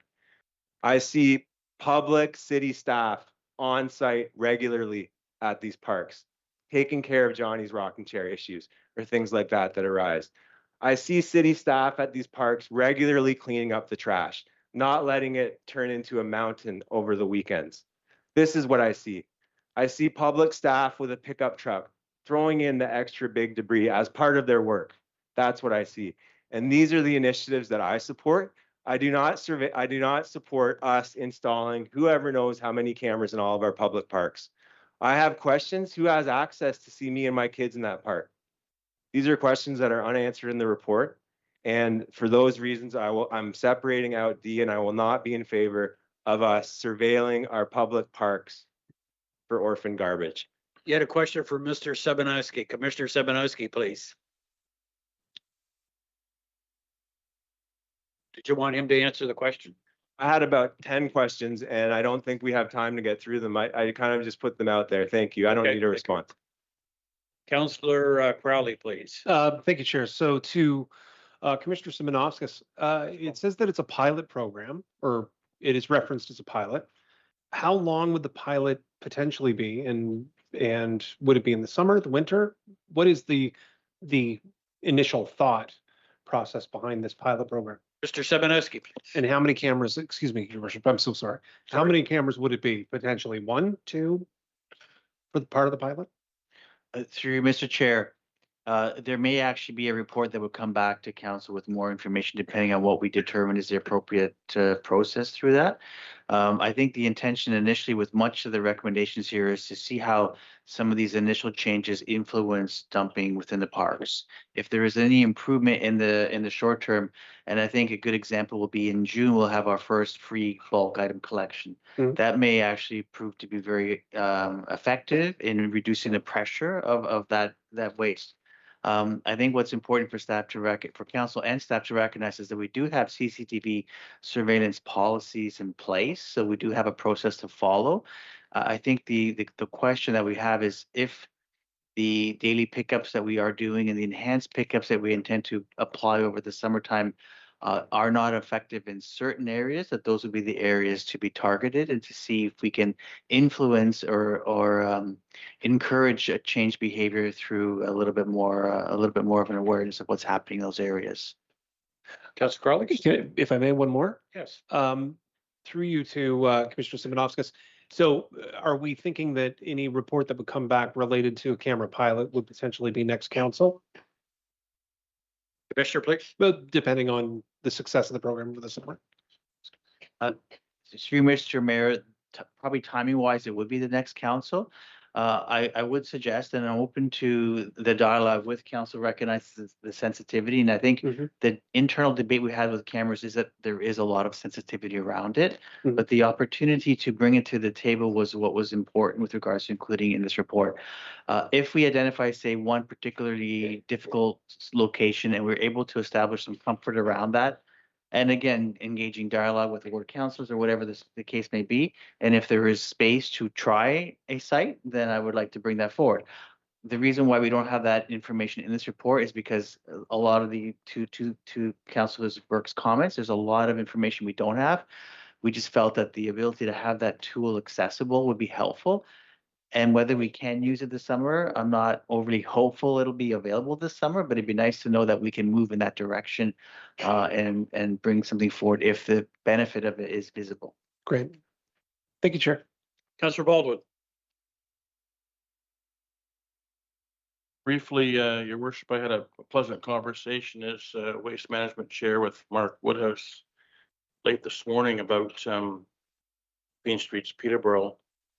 And you recall last week at General Committee, respectfully, Councillor Burke was absent last week. I did ask the Commissioner the question about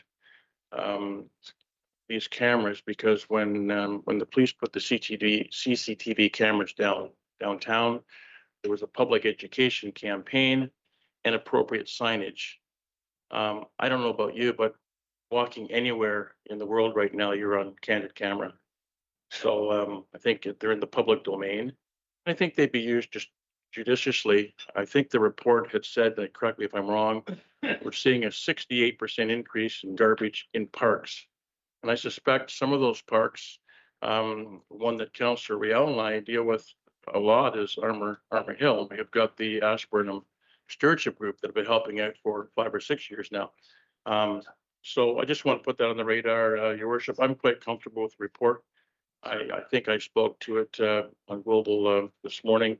I haven't seen it aired, but hopefully I've been able to communicate all of the features of the report to the Commissioner, and I'll check that out tonight at 11 o'clock. Thank you. Thank you very much, Councillor Baldwin. Any further speakers? First of all, we'll vote on A to M. M was the amendment with the exception of D. So we'll deal with that first. It's been moved and seconded, and then we'll come back to D, Councillor Burke. Councillor Burke, right? Then we'll come back to D. Okay. Go to a vote. Thanks, Your Worship. I'll just ask my colleague to separate item D. And the vote would be A through M. To M. Less item D. And the second vote would be on D. Recommendation D on its own.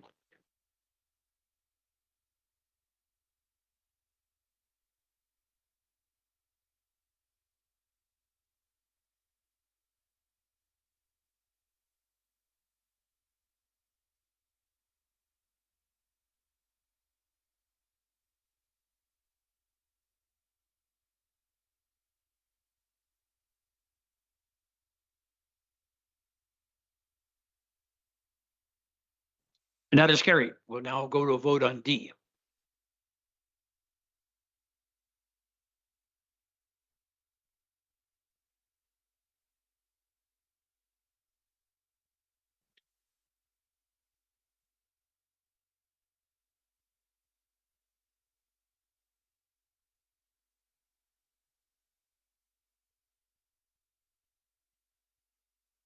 And that is carried. Councillor Hagee, 11J. Winter Shelter Response Plan. We need, if you're putting on the floor, I need a Yes, seconder to I start. will move it. Councillor Beamer, you have the floor. Councillor debate. Hagee. Thank you, Your Worship, very much, members of council and concerned citizens. I will support the motion to refer this funding tonight, but I want to be clear, I cannot support any additional monies to be spent on any homelessness issue going forward. My reasons are straightforward. It is understandable why no one wants or should have any homeless shelter at all in any residential or commercial neighborhood in the city. These facilities destroy surrounding residential areas, businesses, and neighborhoods and cities as a whole. Let's look at some facts. In January 1998, the provincial government at the time has downloaded the responsibility for the homelessness file onto every municipality in the province, but it has not downloaded the corresponding authority to deal effectively with this problem. In my business career, my boss expected me to take responsibility for my actions. He gave me the authority to correct anything I deemed to be ineffective, detrimental to the business, and counterproductive to the stated goal. As a consequence of not having that authority to fix what is broken, which would be supporting government legislation, we have a homelessness system currently that is utilizing money and resources from not just our city, every city, without improvement and growing larger by the year. In 2014, my first term on council, I believe the homelessness count was in the 150 person range. Today, it's 375. Tomorrow, who knows? By the numbers. In 2025, we spent just over $11 million.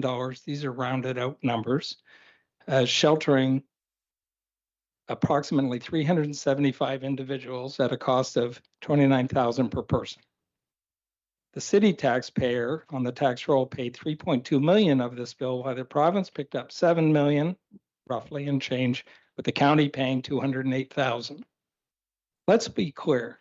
We're spending just under $11 million on 375 people without addressing the main cause of the homelessness issue. And you know from history what I feel. Mental illness and addiction, we are not addressing. The numbers for mental illness and addiction on a national basis are staggering.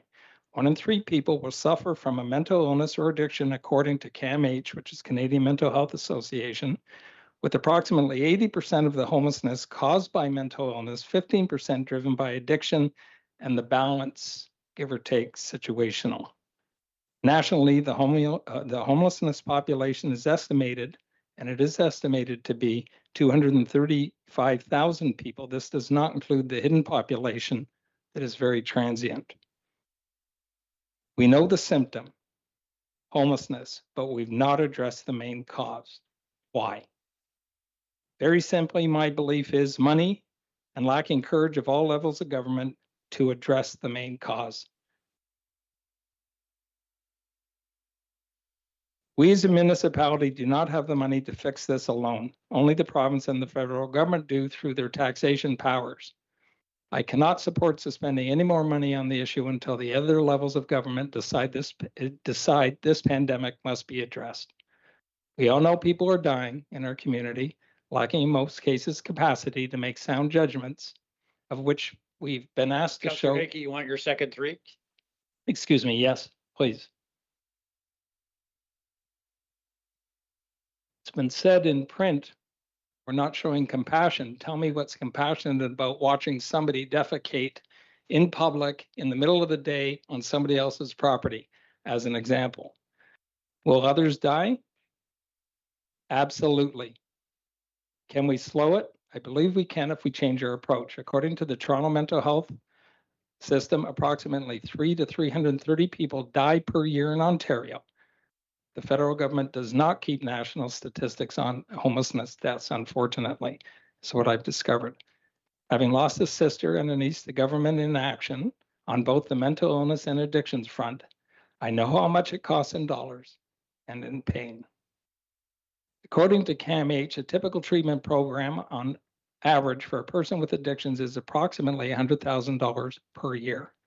Nationally, that equates to, using the 235,000 K number, 15%, 35K people times $100,000 per year is $3.5 billion. A typical program for treating mental illness is between $60K and $250,000 a year.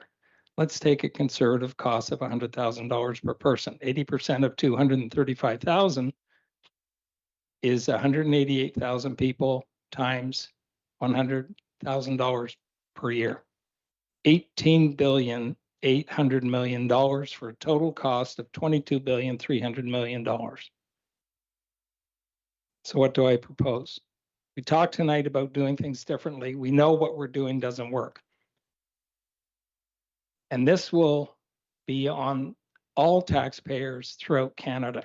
How about a national building project to eradicate or decrease the main root cause of homelessness, namely treatment for mentally ill and addicted? The federal government, the new federal government, talks about nation building projects. Why not this one that affects every corner of our country? I voted for the $90 billion national building project of the high-speed rail. I would vote to take that money and treat the addicted and the mentally ill. How about not building a tunnel under the 401? as the province has suggested, use the money for an Ontario building project of treatment for people. There are answers for the homelessness mess we are in. As mentioned, it will require political will. And that should be a question every candidate should be asked in the upcoming fall election. Do you support treatment for the homelessness, for the homeless situation, or support the status quo? Thank you. Councillor, I'll let you know we're on the list. Baldwin, Riel, Beamer, Crowley, Burke. Councillor Baldwin, please.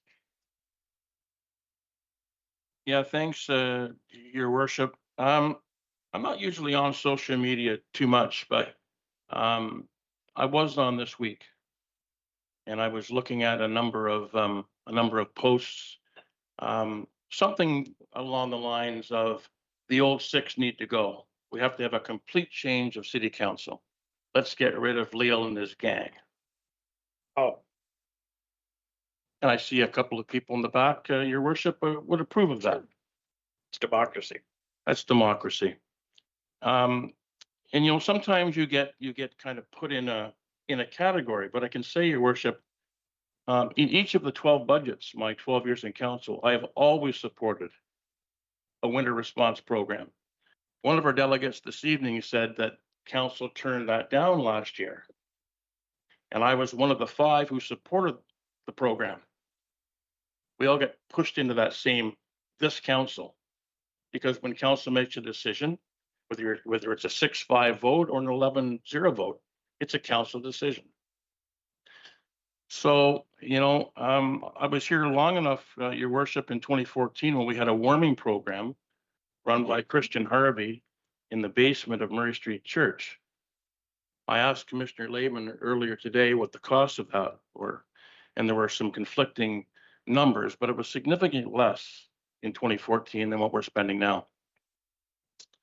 The deferral of last week was not a vote to not provide a winter response program. I'm in support of that. But at General Committee, I supported the deferral because I wanted staff to take the time to find a more appropriate location than Carnegie. I don't think it's where it should be. It's almost in Selwyn Township. I mean, if we looked in Selwyn Township, have we looked at General Electric property? Have we looked at the Shoppers Drug Mart property on George Street? Have we looked at the vacated property at St. Andrew's Church that Dr. Peggy Shaughnessy used to be at? Have we asked our Mr. Faulkner, our real estate person, to hold the downtown and see if there's something that's appropriate?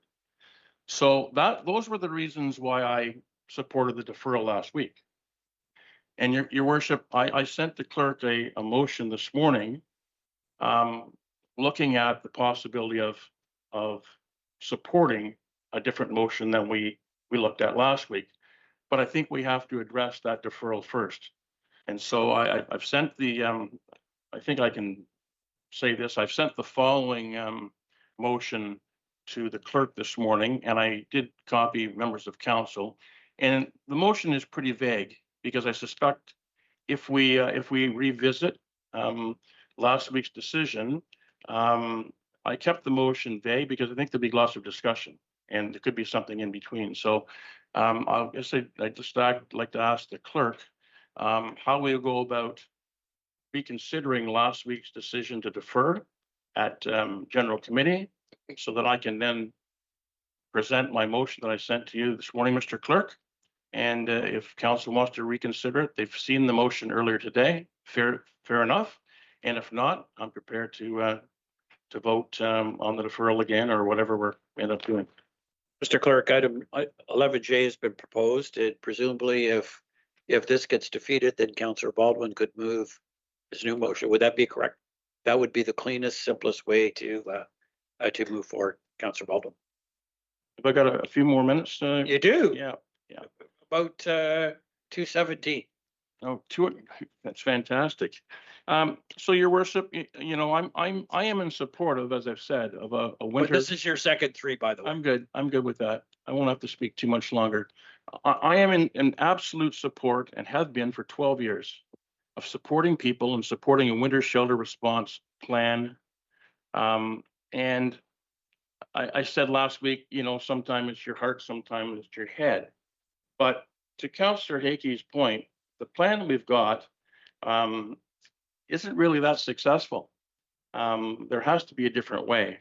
I believe a location closer to the services that these people access, that the homeless need to access, should be found. And I don't believe it's at Carnegie. It may end up being the default location, but I don't think it's in the interest of the people using the service. Make no mistake about it, we are going to get winter. I know it's just June 1st, but we'll have inclement weather and there'll be terrible weather and terrible cold. I wouldn't want my son or my grandchildren to be out on the streets in the middle of winter.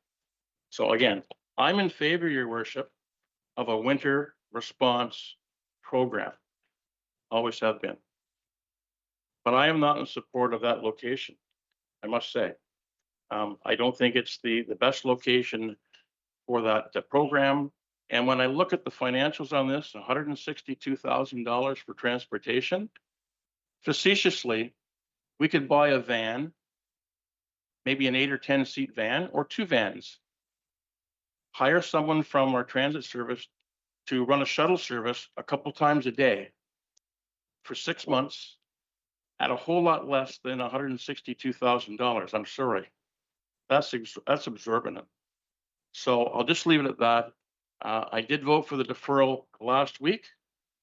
It's because of the location, not that I don't support a winter response program. Thank you, Your Worship.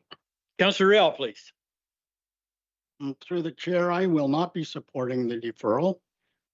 For several years, Peterborough Council has received reports on the need for a winter shelter response. We have studied the issue, debated the issue, and heard from residents, business service providers, and those experienced homeless. What has changed is a simple reality. Winter arrives every year. The question before is not whether homeless exists, it does. The question is whether we are prepared to respond in a way that protects human life, public safety, and the well-being of our entire community. I understand the concerns of many residents. Taxpayers are feeling the strain of rising cost. Neighborhoods have concerns about the location of service. Business wants safe and welcoming public spaces. These concerns are legitimate and deserve to be heard. However, doing nothing is not the solution. When people have nowhere to go during the coldest months of the year, the consequences are felt throughout the community. Emergency services, hospitals, businesses, residents, vulnerable individuals all bear the cost. Homelessness does not disappear because we choose not to provide shelter space. A winter shelter response is not about choosing one group of residents over another. It's about recognizing that the responsible city plans ahead, addressing problems before they become crisis, and treating people with dignity while protecting the broader community. As a councillor and as someone who is seeking the office of mayor, I believe Peterborough can do both, be compassionate and fiscally responsible. We cannot support a winter shelter response while demanding accountability, measurable outcomes, and long-term solutions that reduce homelessness over time. Leadership is not about waiting for problems to disappear. Leadership is about facing challenges honestly and making decisions that serve the entire community. Winter is coming whether we prepare or not. The time to act now is not after the snow begins to fall. Peterborough deserves a council that plans ahead, not one that waits for a crisis before responding. We've had some questions here tonight from some of the people, and certainly I want to thank the people for coming here tonight. One of them in particular from the group in Carnegie. I think I should allude to the fact that Superior Court Justice in the Kitchener-Waterloo judgment, we cannot evict people unless we have a place to put them. A week ago, that judgment was fortified again when the city of Kitchener tried to evict people from a city-owned piece of property. And they were challenged firmly by that justice. Councillor Hill, do you want your second three? Yes, that unless you have a place to put the people, you cannot evict. That's what we're doing with the shelter space. On nights, and especially in the winter when the shelters are full, we have to have a place to put them, or they're out in the elements. Last week, I was at an event, community event with the Lakeland Public Health, which I'm a board member. A cost for a homeless person going to PHRC, $17,000 a day. That's the cost when a homeless person arrives at the PRHC for one day. We've investigated all potential sites. I talked to staff last week about it, if there was potential sites. One of our directors, Chris Kowalik, that's what he is, he's challenged with, and certainly he has looked high and low. All of the places, 4 times. This report has come to council. What do you think is going to change by having another report? It's the same thing. I understand where we people don't want the shelter system in their vicinity or in their neighborhood, but this is the Carnegie building is a city-owned building. It has fire suppression system in it, and certainly it's a place to put people when necessary.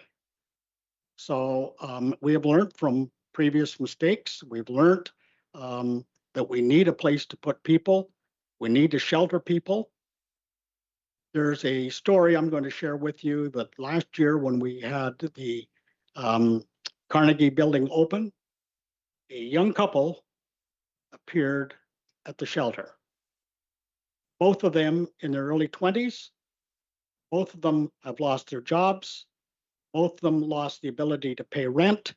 Both of them living in their car, and they showed up at our shelter. We've had a 16% increase in homelessness in the city of Peterborough this year.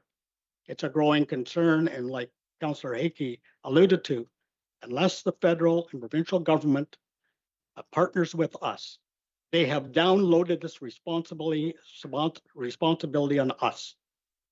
And so we have a duty, and if we're waiting for our MP and our MPP to come to our rescue, then we'll be waiting till hell freezes over. I'm sorry to say, but we have a responsibility as this city councilor to try and help these individuals. And we lost 2 individuals last year to the elements in cold. Thank you very much. Councillor Beamer. Thank you, Mayor Leo. Mayor Leo, first I want to thank the residents of North Crest Ward who are here tonight. It's a packed gallery, and I know a lot of people in the overflow. So I know you're all busy. So thank you for being here this evening. And I know Councillor Hickey and I have received hundreds of emails and calls over the past probably 8 months since August. So thank you for your engagement, and we appreciate it. Mayor Leo, wrong location. Simple as that for me. Wrong location. That's why I'll be supporting the deferral.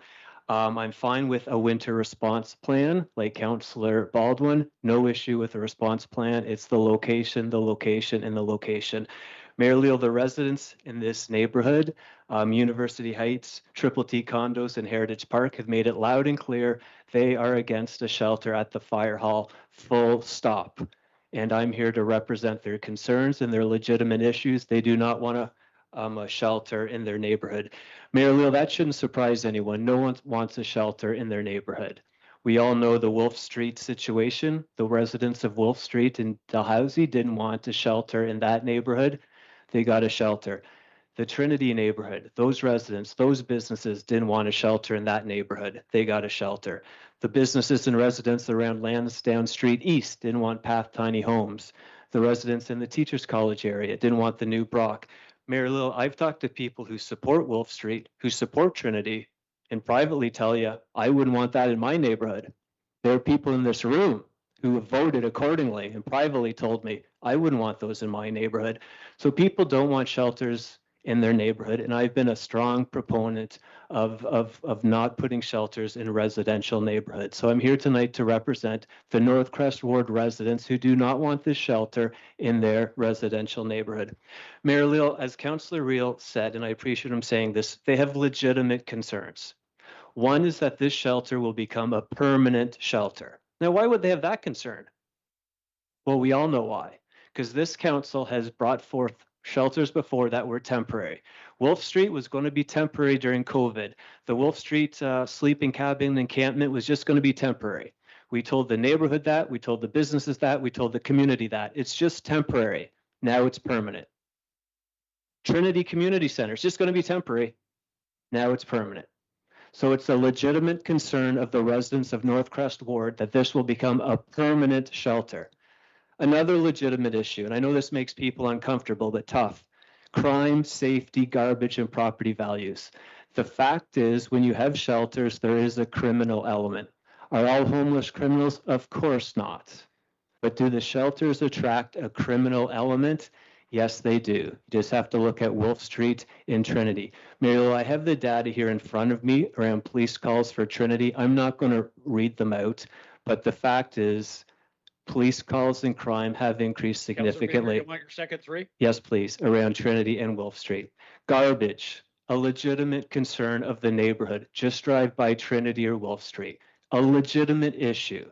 These are individuals who love their neighborhood, who take pride in their neighborhood. There are concerns around garbage and property values. Some of us last year around this table were at a meeting where a licensed real estate agent gave detailed examples of property values decreasing around Wolf Street in Trinity. There are legitimate concerns around property values. Mayor Lil, the budget's a legitimate concern, and thank you, Councillor Baldwin, for raising it. $160,000 of property taxpayer money for cabs back and forth. $88,000 for plowing the parking lot. It just doesn't make sense. $250,000 essentially for cabs. That money surely can go to better issues to help the homeless than cabs. And the social supports are downtown. They're not in Selwyn, they're in downtown, and that's where the shelter should be. So Mayor Leal, I'm going to support the deferral. We need to find another location. The residents of Northcrest Ward have legitimate issues, have legitimate concerns. Councillor Hakey and I have been hearing them for the past 9 months, and we're here to represent those legitimate issues, legitimate concerns. I support a winter shelter response, but this is the wrong location, and I will not be supporting a shelter at the former fire hall. Thank you for listening. Councillor Crowley, please. No clapping, please, no clapping. Thank you, Your Worship. Councillor Crowley, please. Thank you, Your Worship. Something that I just want to touch on, something that Councillor Hakey said that sort of, rang true with me. I disagree, and I'm not going to support the deferral because I think that the winter response plan is something sorely needed, appreciating the location as it is. But the one thing that I've noticed since I've been on council, and there are people, watching at home, and there are people in the gallery who are running for council, running for mayor. You come in here sort of with your eye to the sky thinking that, oh, I'm going to change the world. And you realize quickly that there's roadblocks that are set up in front of you. And a lot of those roadblocks I'm finding are from the province. A lot of the issues that we hear about affordability, we need to save taxpayer money. We absolutely do. But a lot of what we're seeing here is because municipalities seem to be the foster parents for someone else's children. We're being constantly handed things that aren't our responsibility, nor should they be. There's no municipality out there that should ever consider that they can fix homelessness. We will try as we might, and we will continue to try as we might, desperately trying to keep people safe during the winter and do things to give people a hand up. Not too long ago, we had a notice of motion about guaranteed basic income, which we've had support from other municipalities, which is fantastic to see. Something like that implemented by the province and implemented by the federal government would absolutely go a long way to solving a lot of the issues that we're seeing around the city right now. We wouldn't have to be debating on whether or not we have to fund homelessness, because that is a provincial and a federal issue. And municipalities do not have the resources to be able to fix this, but instead we are handed program after program after program by the province to solve, and we can't do it. Tonight, we passed on consent a $250,000 change to a road that we had to make to slow down speeding because the work that we did for the last 2 years with the legislative services team, the carpet got yanked out from under us at the last minute by the province. So that's another thing that now we have to solve on our own by spending money to fix a road. I absolutely think that we should do all we can for the most vulnerable in our society, but it's an unsustainable effort. We do not have the resources that the federal and provincial government have, and we desperately need them, just like every other municipality needs them. So thank you, Your Worship. Councillor Burke, please. Thank you, Mayor Leo. And I definitely do not support the deferral. I've been working with Councillor Riel and our staff intimately on this for a long time. This plan that's coming before council tonight is not a fix. It's not being proposed to fix or solve homelessness at all. And it has nothing to do with addiction. And you know, that old saying, the sun don't shine on a sleeping dog's ass. Well, if you want to represent your constituents and find a location, well, now's the time to raise that location. This is what we're talking about tonight. So if anyone has any great ideas on where to do this, that's going to be better than what staff have worked on for 2 years now to propose, because this is an iteration of a plan from last year, then what are we waiting for? Now is the time to propose a more suitable location. Or else we are all forced to be left with what is on the table.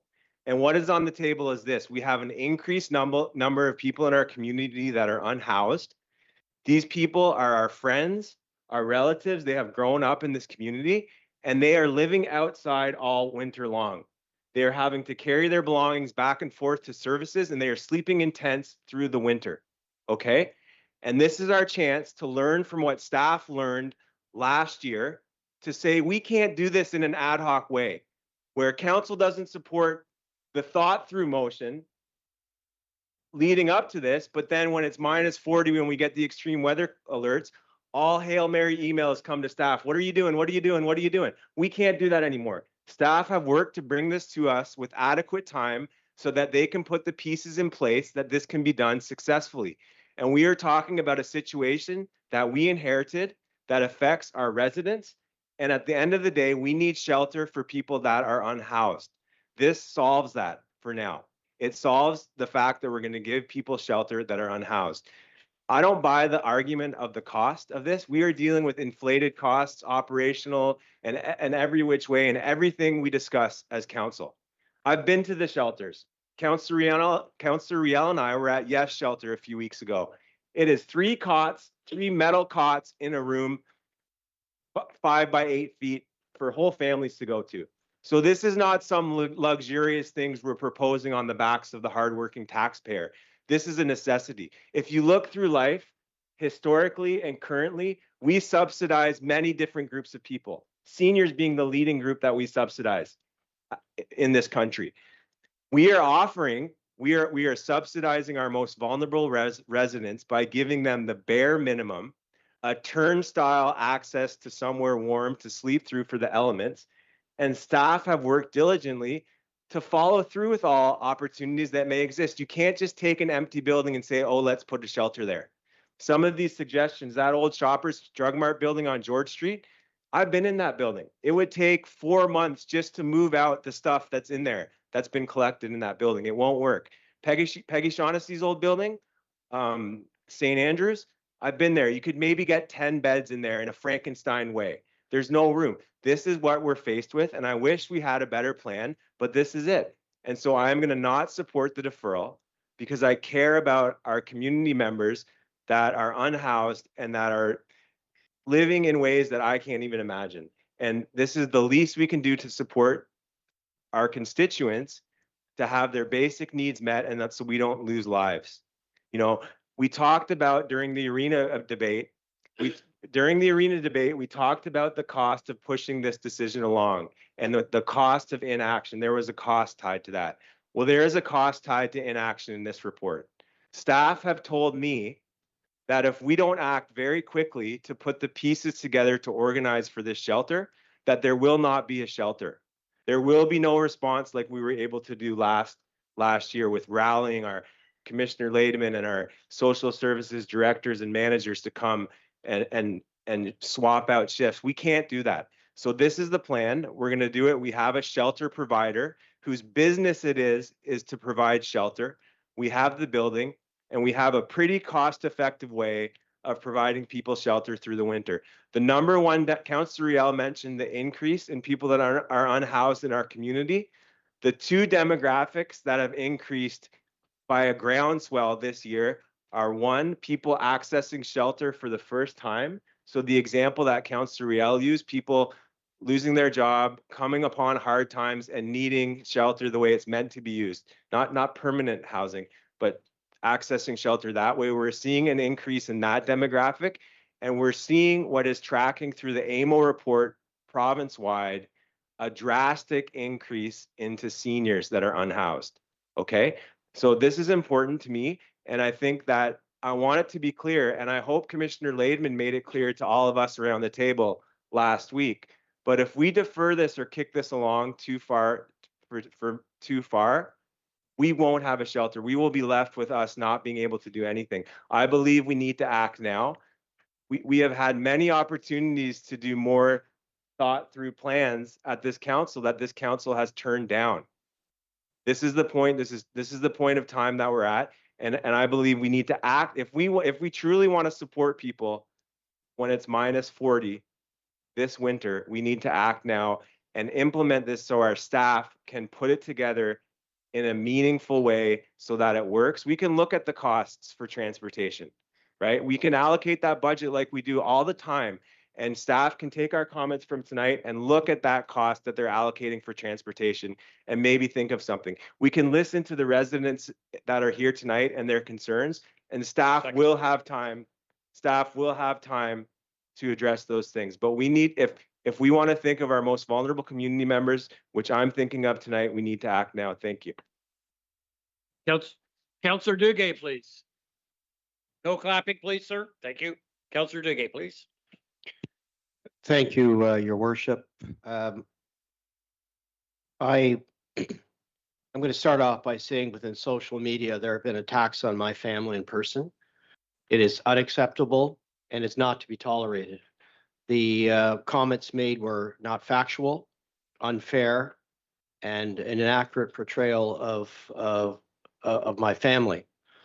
Now, my support of the deferral last week was to permit one final opportunity for staff to consider in a timely manner between now and August of this year, a timely manner to consider, are there options still available in the central area portion of our community where we have established services, programs that would be conveniently located to those that would need winter shelter. I do support a winter shelter. Unfortunately, I understand, and we all understand, unfortunately, the necessity. But contextually, our city, we're the largest city between Kingston and Oshawa in this part of the province, the largest city. We serve a very large regional area. We are the epicenter. We are the center providing all the services, all the programs, accommodating persons that are living rough, difficult to house, perhaps those with mental health issues and addictions. There is no comparable example in this part of the province. And thus the problem that we face, as some of my colleagues have appropriately alluded to, without the lack of adequate funding, without the lack of a comprehensive program, this city, our community is forced to have to deal with trying to solve and resolve homelessness. It is an impossible task. We cannot do it. Your Worship, I will support the deferral under the context that I've considered, again, our City Council agenda, meeting agenda. We would have ample opportunity between now and early August of this year to arrive at a final review, Your Worship, a final review of possible locations in our central area, or perhaps other central area. Your Worship, I'm not convinced that the constituents from the Northcrest ward, while you're not my constituents, I hear you loud and clear. I do not believe this is an appropriate facility. It's just too far removed from where our services and facilities are otherwise concentrated. Now, the reality of those to those constituents from the Northcrest ward, the staff report could very well come back to tell us that there are no alternative locations, and that we may, as a municipality, to arrive at a winter Councillor Diggy, second three. absolutely, to arrive at a winter shelter program, may have no option but to consider the Carnegie location. I don't want to deceive the constituents that this simply goes away, but I do support staff, and I recognize there are several of our key staff are in the room this evening, and I recognize the many efforts that they put in towards tackling an impossible subject. It's impossible. So I will support the deferral. I understand completely that we will be receiving a timely response from staff in August. That will provide us adequate time to work. I believe it was said in these chambers that we have an established service provider. A service provider would know that we're considering options. We can dialogue with that service provider. I don't believe that the deferral of approximately 3 months will place a winter shelter program at risk or at peril. I believe it could still be carefully implemented at our city. In conclusion, Your Worship, I would also I'd like to comment on Councillor Hakey's remarks, particularly his proposal for a nation building program, and to Councillor Crowley's comments with respect to the reality, the constant downloading. It may be appropriate for our municipality, as was done at FCM, as it's been done at AMO, that we remind our upper levels of government this is a shared responsibility and should not be leveraged against municipality and leaving the municipality having to pick up the entire responsibility or the majority of the responsibility, excuse me. So I will support the deferral. Your Worship, I understand a timely decision will come back in August. I'm fully confident our staff will provide us with a fulsome report, and it may identify an alternative location or it may not. To that, those are the extent of my remarks. Thank you, Your Worship. Councillor Purnell. Thank you, Mayor Leo. Last week, I reluctantly supported the deferral, mainly because of the location. In Carnegie, it is, for all the reasons already said, it's a very difficult location, but it is city-owned. But I didn't just vote and then leave it. I immediately got back to work on this file because I have worked on it for many, many years.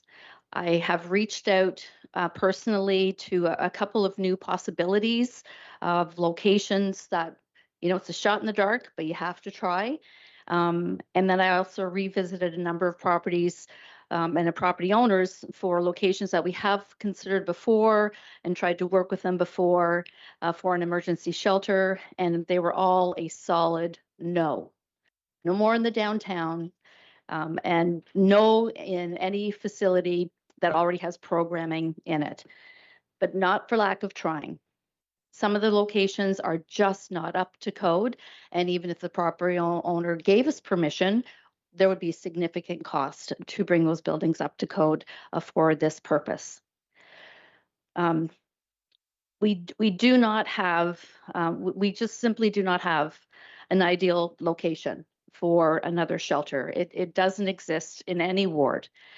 The current locations have varying results currently that are running depending on the operator and what that operator's rules are. To say that we have done nothing, that I have done nothing on this file is completely untrue and unfair. I have personally supported the full continuum of housing around this table, even when it was very difficult to do, Mayor, and we were attacked. I've supported it. And I have also personally spent significant time volunteering to help Brock Mission and Cameron House, and yes as well, but mostly Brock and Cameron House. And you know of my efforts there, sir. So it is unfair to say that we have not supported that. So I will leave it at that. The cat is out of the bag. We know that one city is not going to be involved in this, so that is a bit of a silver lining because we know Brock Mission now is interested in negotiating with our staff to run it. And Brock Mission does have rules, and we do seem to have better results with Brock Mission. So that's one little sliver of good news in all of this. We have a local supplier operator who has been significantly helpful to us for many decades now. So I won't support the deferral this time. I deferred it last week so I could just revisit some of the locations that I knew about and could personally check, and worked with Commissioner Laidman throughout the week on it. So that I will leave it at that, sir. Thank you. Councillor Chica, please. Thank you very much, through you, your worship. I've waited to speak because I'm very interested in where we're all at about this whole issue this week. You know, last week I said no, absolutely shocked by a deferral, because we have a very detailed report about timelines and what deferring would mean in terms of not having the opportunity to have staff and people wanting to be able to work, and being able to work on a short timeline. We know that the training involved and all the preparation for a solid winter strategy would require acting quickly and making a decision right now. So I could not support the deferral, and I said option B is what we should be planning for, the 6-month strategy. But no, a deferral came forward against what we've learned year after year. We need to be prepared. I'm hearing things about the homeless population that are appalling to me. And again, this is how it strikes me. I was a teacher for 25 years, and I saw youth go through classrooms and graduate, and off they go, and you hear stories. There are different reasons why people are homeless. And for us to be characterizing the homeless population as mentally ill and addicted only is a complete stereotype. When I was a young teacher, I worked in the summers with street outreach services, and I worked in a drop-in in the summer times, and I worked with youth, the young people, young families even, that were in drop-ins, and they came sometimes from affluent homes.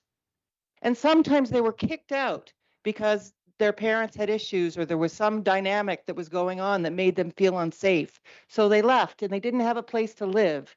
Now we're in an affordability crisis. We have absentee landlords. We have a rent eviction crisis. We have people living in poverty that never have before. And they may not have mental illness, and they may not be addicted. And we heard about a family that was at Carnegie last year. So for us as a council, to be characterizing a population as criminal and dirty is inappropriate. Housing is a human right, and we're in an affordability crisis in this nation. And yes, governments need to be stepping up. And yes, in elections, we need to be electing governments provincially and federally that care about this and that are decisive about funding the crisis that we're all facing in every city and every municipality. But for now, we have a winter coming. And we have a process of procurement. We gave it to our commissioner. Councillor Chiki, you want to use your second? Yes, we gave it to our commissioner and city staff to plan something that made the most sense. And with budgetary factors included in that, what it would cost, what we could do. And so they've come forward to us. Maybe we need to change some things about procurement and where we decide to put our shelters. But for right now, for this year, this is what we have, and we don't have time for more. I have the question too about Kawartha Gymnastics, that building which is serviced, that holds trucks and things like that, and the Navy Club, that's being used for something else. Could that not have been shifted because it's serviced as well? These are questions I have, and they're legitimate questions that I think our Northcrest neighbors are asking. Council needs to be part of that process in the future, because where we choose to put our emergency shelter does have a dollar sign to it. There are budgetary factors. So council should be part of it. It shouldn't just be a staff decision, but the way we've done it to this point is that it is. So We don't have time. We need to provide for the diverse homeless population that we have in Peterborough. And we can't have people dying at our hands. And we need to be responsive. So I will not support the deferral. We need to vote that down and choose option B. I thank you very much, Mr. Chair.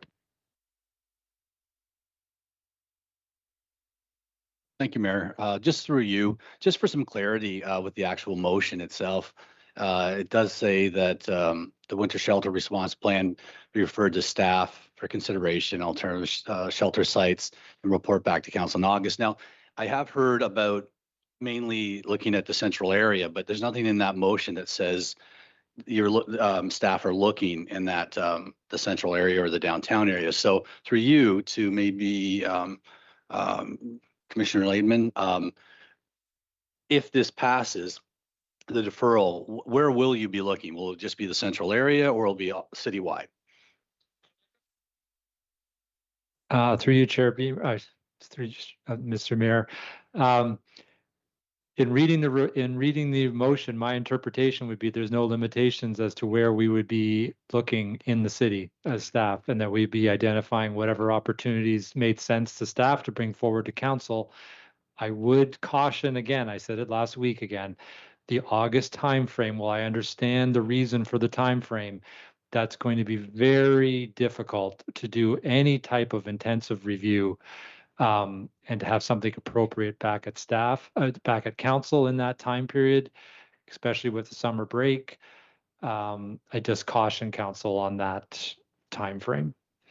Thank you. And just one other question too. So if we don't come up with a location, say after August, and for some reason that fails, so will the North End Fire Hall be like an option during an extreme weather time during which we will get an extreme weather time, you know, -20, -30. Will that be an option this winter if you need to find overflow shelter bed space?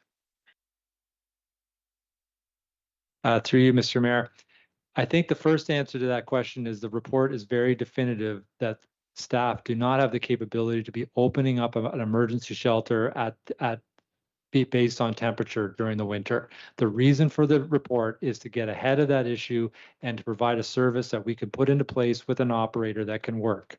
So respectfully, I would be saying the staff will not be contemplating the opening of an overnight emergency shelter unless council approves something in this budget coming forward through this report or another report, because otherwise it just won't be feasible.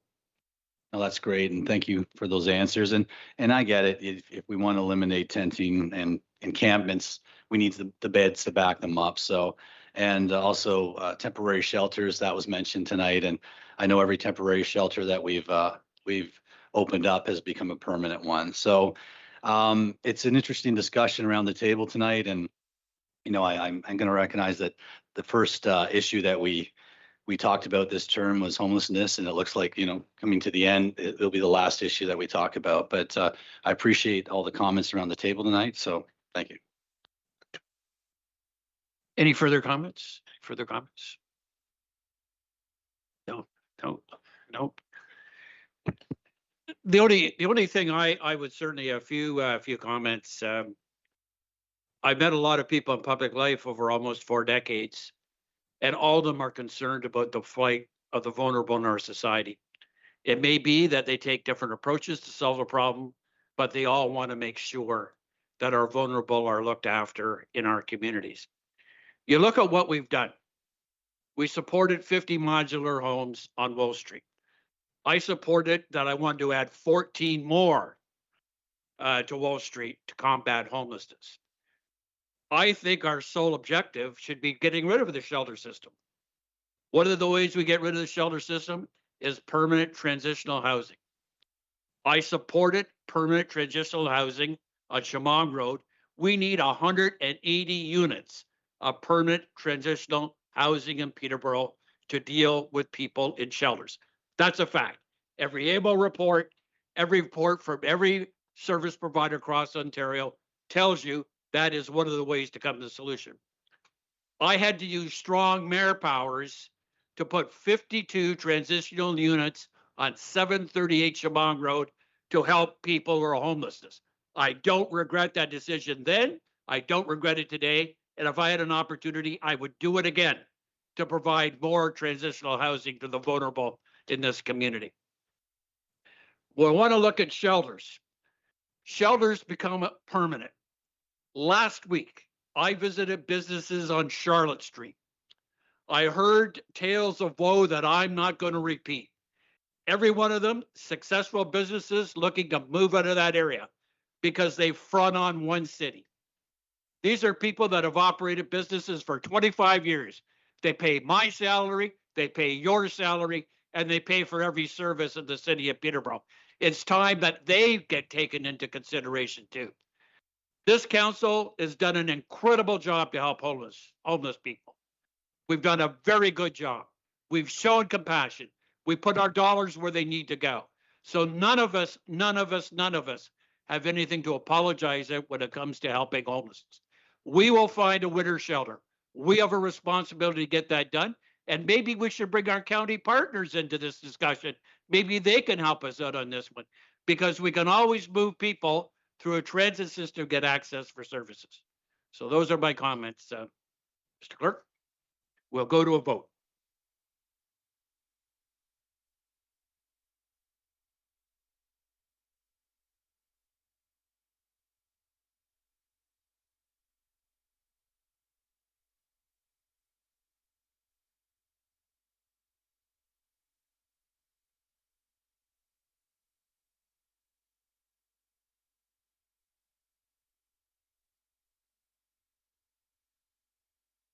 But that doesn't carry. So let's do it. Councillor Baldwin, you have something to put on the floor? I do, your worship. I don't know if it's going to be screened to Mr. Clerk. If not, I can certainly read it out.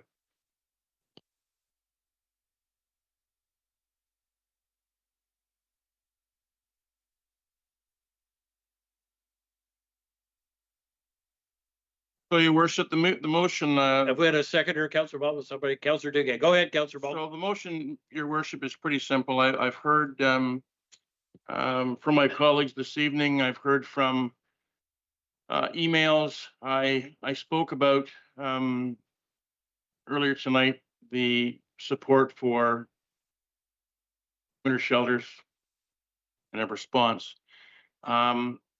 And so I put this on the floor for council's consideration. And it can be anything in between, your worship. So the motion reads that council pre-commit the necessary funds to run the winter shelter response plan for a period of 6 months. And to speak to that a little bit, your worship, I did speak with a couple of councillors over the weekend. I am concerned about people in the winter months.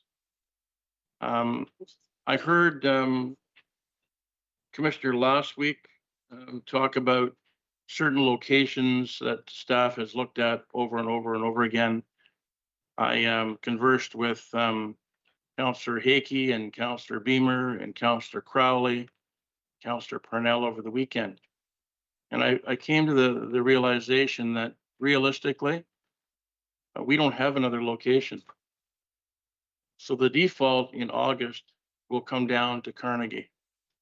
And respecting what the commissioner said about planning and getting ahead of the curve, I think council should consider providing the necessary funds that allows our staff to go out and purchase a service to look after our most vulnerable when they need it the most. And I'm putting 6 months here, respecting what Councillor Chica said, which was option B of the original one. I think 6 months would look after the shoulder seasons of November and April. But it can be as late as about 5:15 when I received a text from Commissioner Laidman. It could, your worship, be anything in between 3, 4, 5, or 6 months. But again, I'm leading with my heart here. I do have an empathy for people. I've always supported a winter shelter program. I absolutely don't think Carnegie is the right place. And if by chance staff can come up with an alternate location between now and getting the proprietor to do the service, the delivery agent to do the service, then bring that forward in August. But I think, to be fair to staff, Your Worship, they need an opportunity now to put in place the program. So respecting that, I bring forward that motion. I don't have any money attached to it. I've also referenced earlier $162,000 for transportation. I think we can sharpen a pencil on that. I really do. There's better ways of delivering that. And so that's why there's not a dollar figure attached to it, because I think my colleagues perhaps will want to debate this somewhere between 3 months and 6 months, and the number is going to change anyway. Thank you, Your Worship. Thanks for listening. Councillor, please. Mayor Leo, thank you. And thank you, Councillor Baldwin. I just have a question. I don't know who I'm going to ask this to, maybe Commissioner Lehman or Ms. Blasey, but is this pretty much the same as option B? Or does this give staff more flexibility in terms of budget and time frame? It's less fixed. Schleba, please. Just hold on one moment if you can. I'm just referring to the report here. Just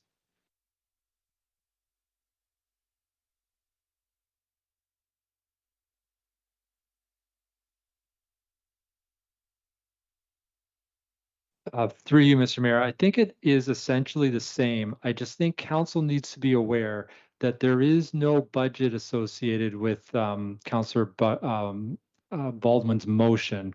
So I think it would be our assumption that they're following the budget that's placed in the report if that remains unchanged. So I think it's just an assumption that the budget piece would be the same as in the report, but the time frame that Councillor Baldwin's motion is referring to is the same as option B.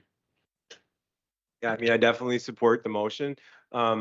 I think though that just sort of like, I have my own personal issues with the Carnegie location, not for any issues that were necessarily focused on tonight by the constituents or by the ward councilors. I have my different reasons for how I view that as a successful location, but it's my understanding really that it's the only location that is suitable and ready to go in this very limited time frame to get everything together.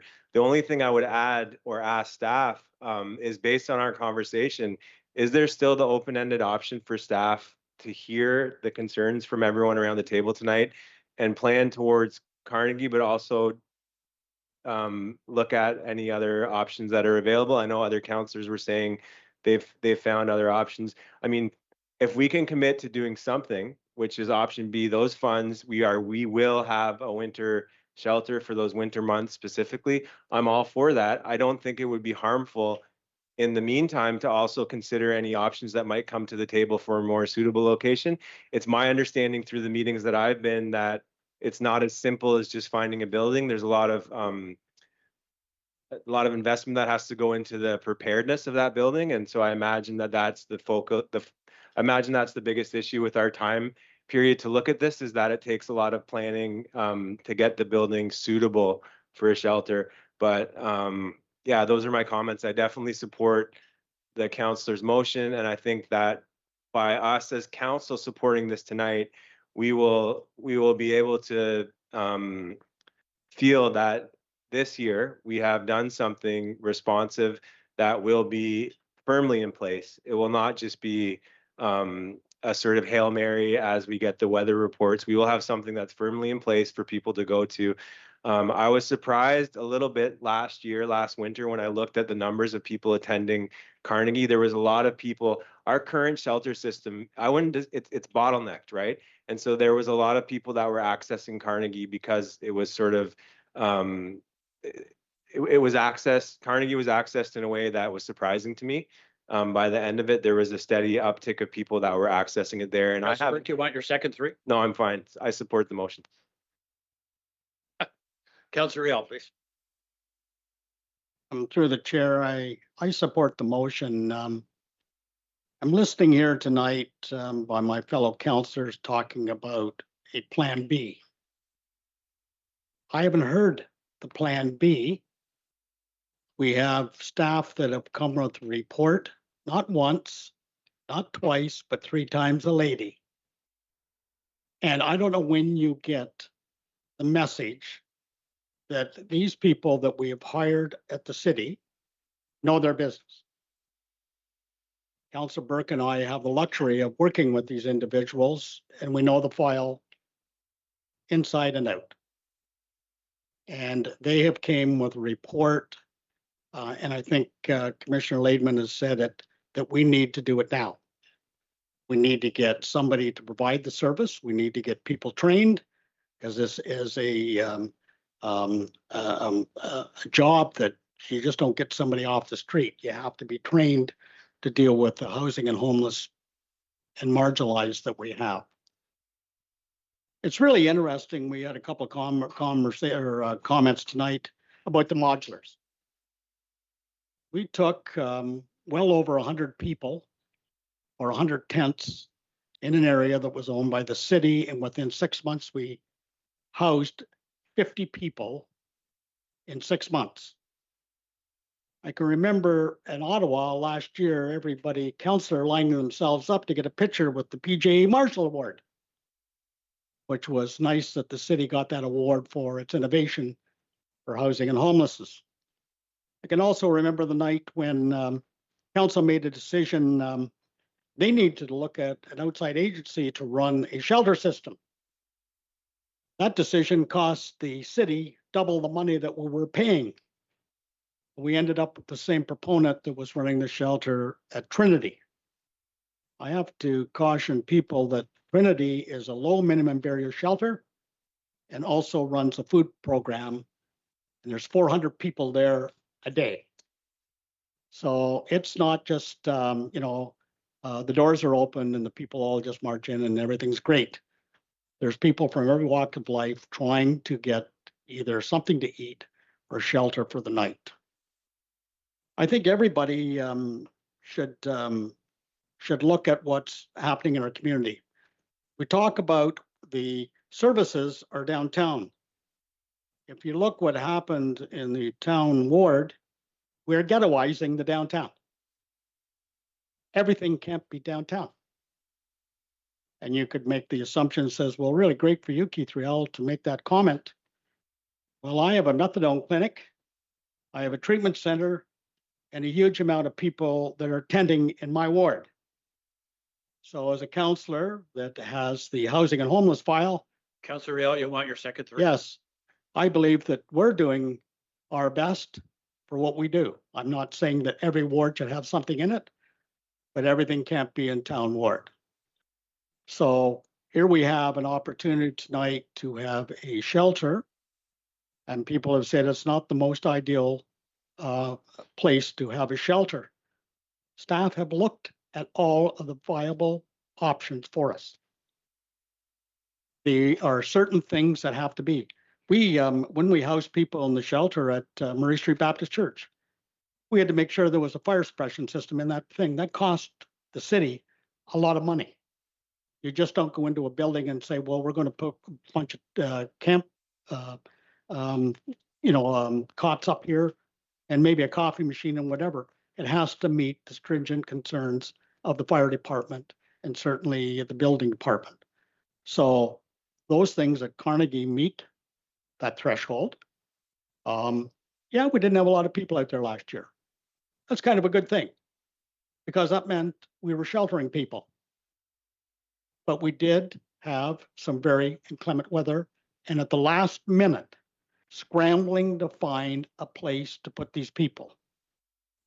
And we unfortunately lost 2 individuals that succumbed to the cold weather. I don't want to see that happen again. So I will be supporting what we're doing here on the housing or the homeless file, and certainly supporting Councillor Baldwin's motion tonight. Councillor Beamer, please. Thank you, Mayor Leal. Mayor Leal, wrong location, but we've had that vote. But I fully support a winter response plan. I do not support a winter response plan at the former fire hall, so I will not be supporting this because it's the wrong location and everyone around the table is acknowledging that. Mary Lou, just a few comments. You just said it great. Shelters become permanent. We've seen that with Wolf Street. We've seen that with Trinity. Shelters become permanent. That cannot be the case here. If this proceeds, and I respect council's decision, I hope we can find a much better location because everyone around the table acknowledges this is not a good location. This cannot become permanent. Number two, Maryville, one city. I hear the same concerns. It's ruined that neighborhood. Businesses are down 25%. One business owner I know had to lay off 2 people in the past year, not because of inflation, not because of the economy, because customers aren't coming to that business because they're not comfortable going to that business because of Trinity.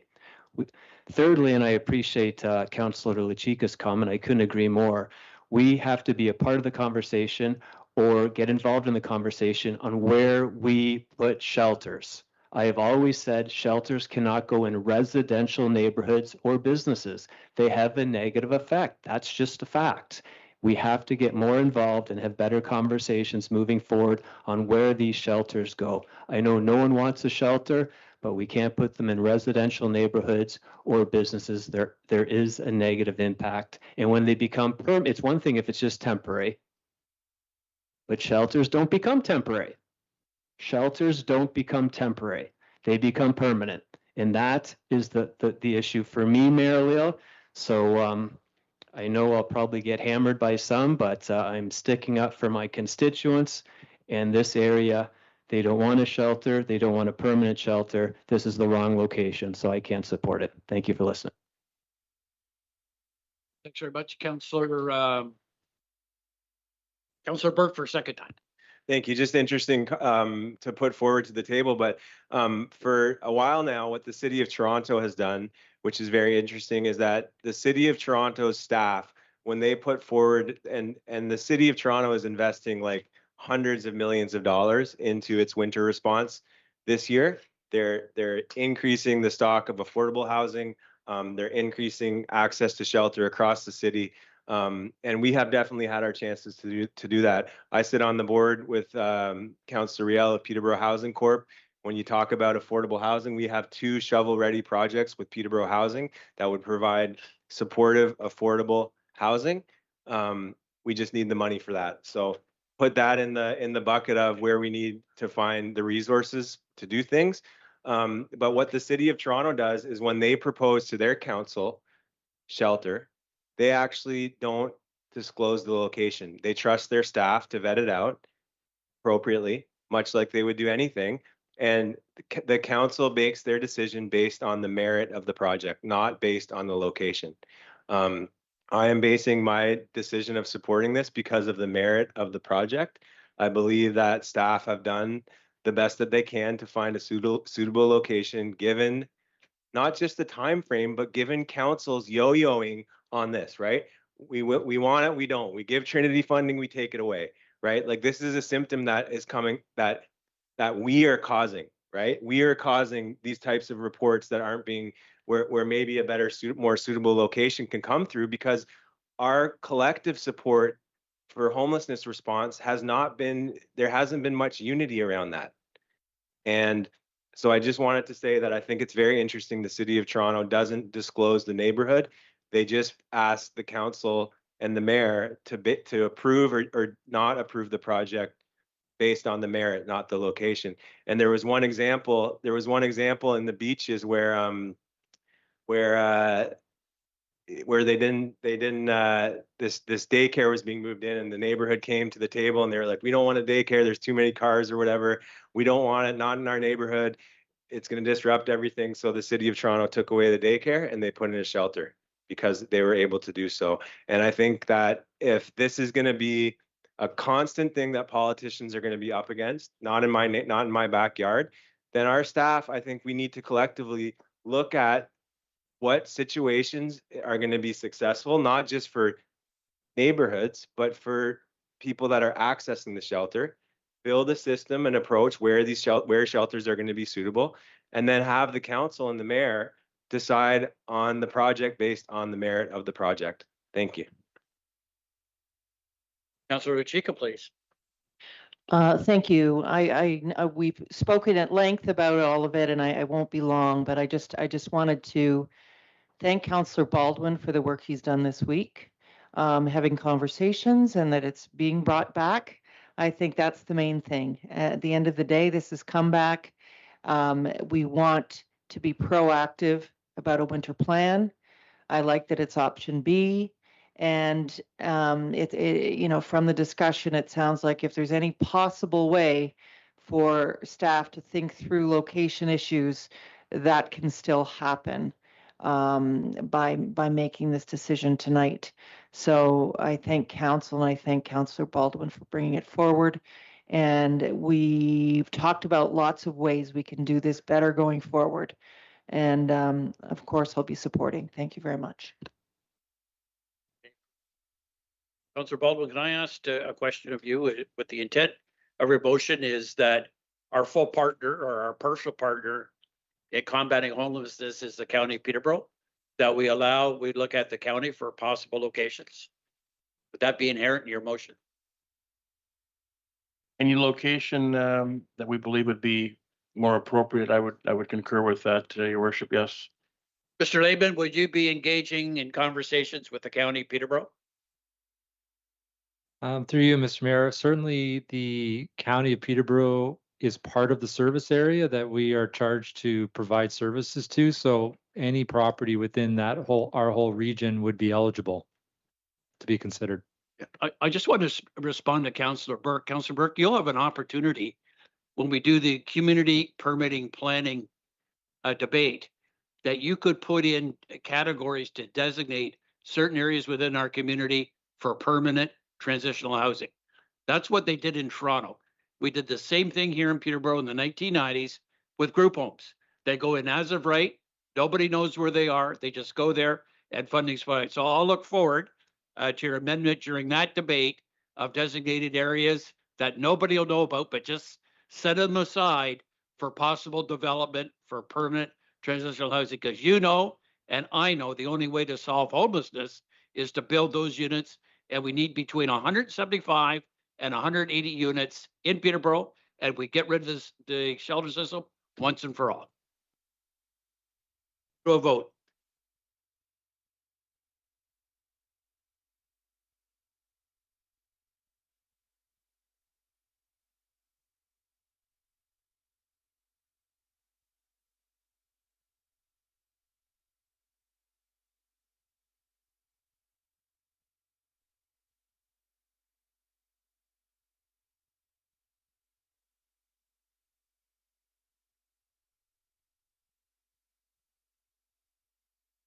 And it carried. Item 11N. Councillor Faciliatis, you wanted that separated out because of a business relationship. Somebody like to move and second that?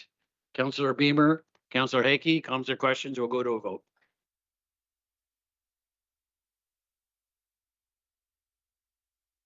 Sorry, yes, Councillor Riel.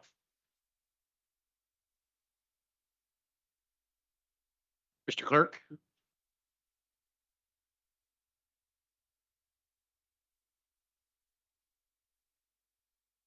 Clerk, I'll just get a clarification for her. Councillor Riel. Thanks, Your Worship. Yes, the recommendation before council this evening is to receive the matter. Okay, so that's what we're voting on, and Councillor Faciliatis declared his conflict. We'll go to a vote.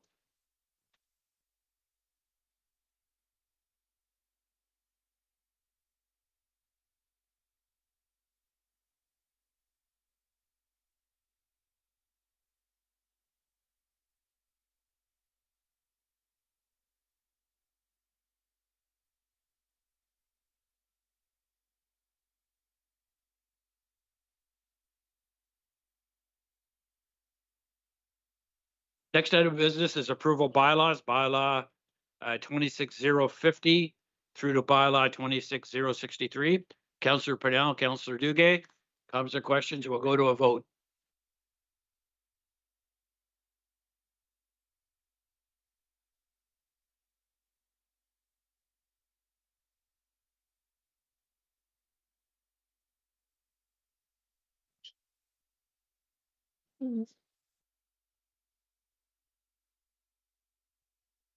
That's carried. Other business, other business, other business, no other business. Confirmation bylaw 26064. Councillor Beamer, Councillor Hickey. We'll go to a vote.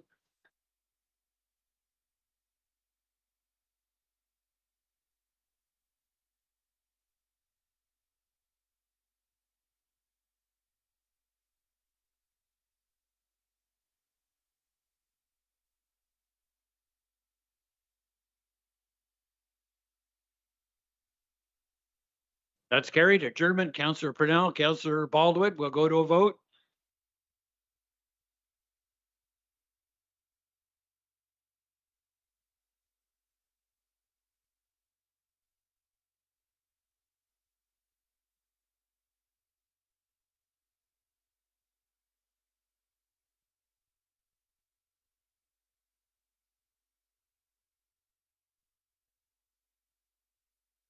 That's carried. Thank you, colleagues. Thank you, staff. Thank you, audience.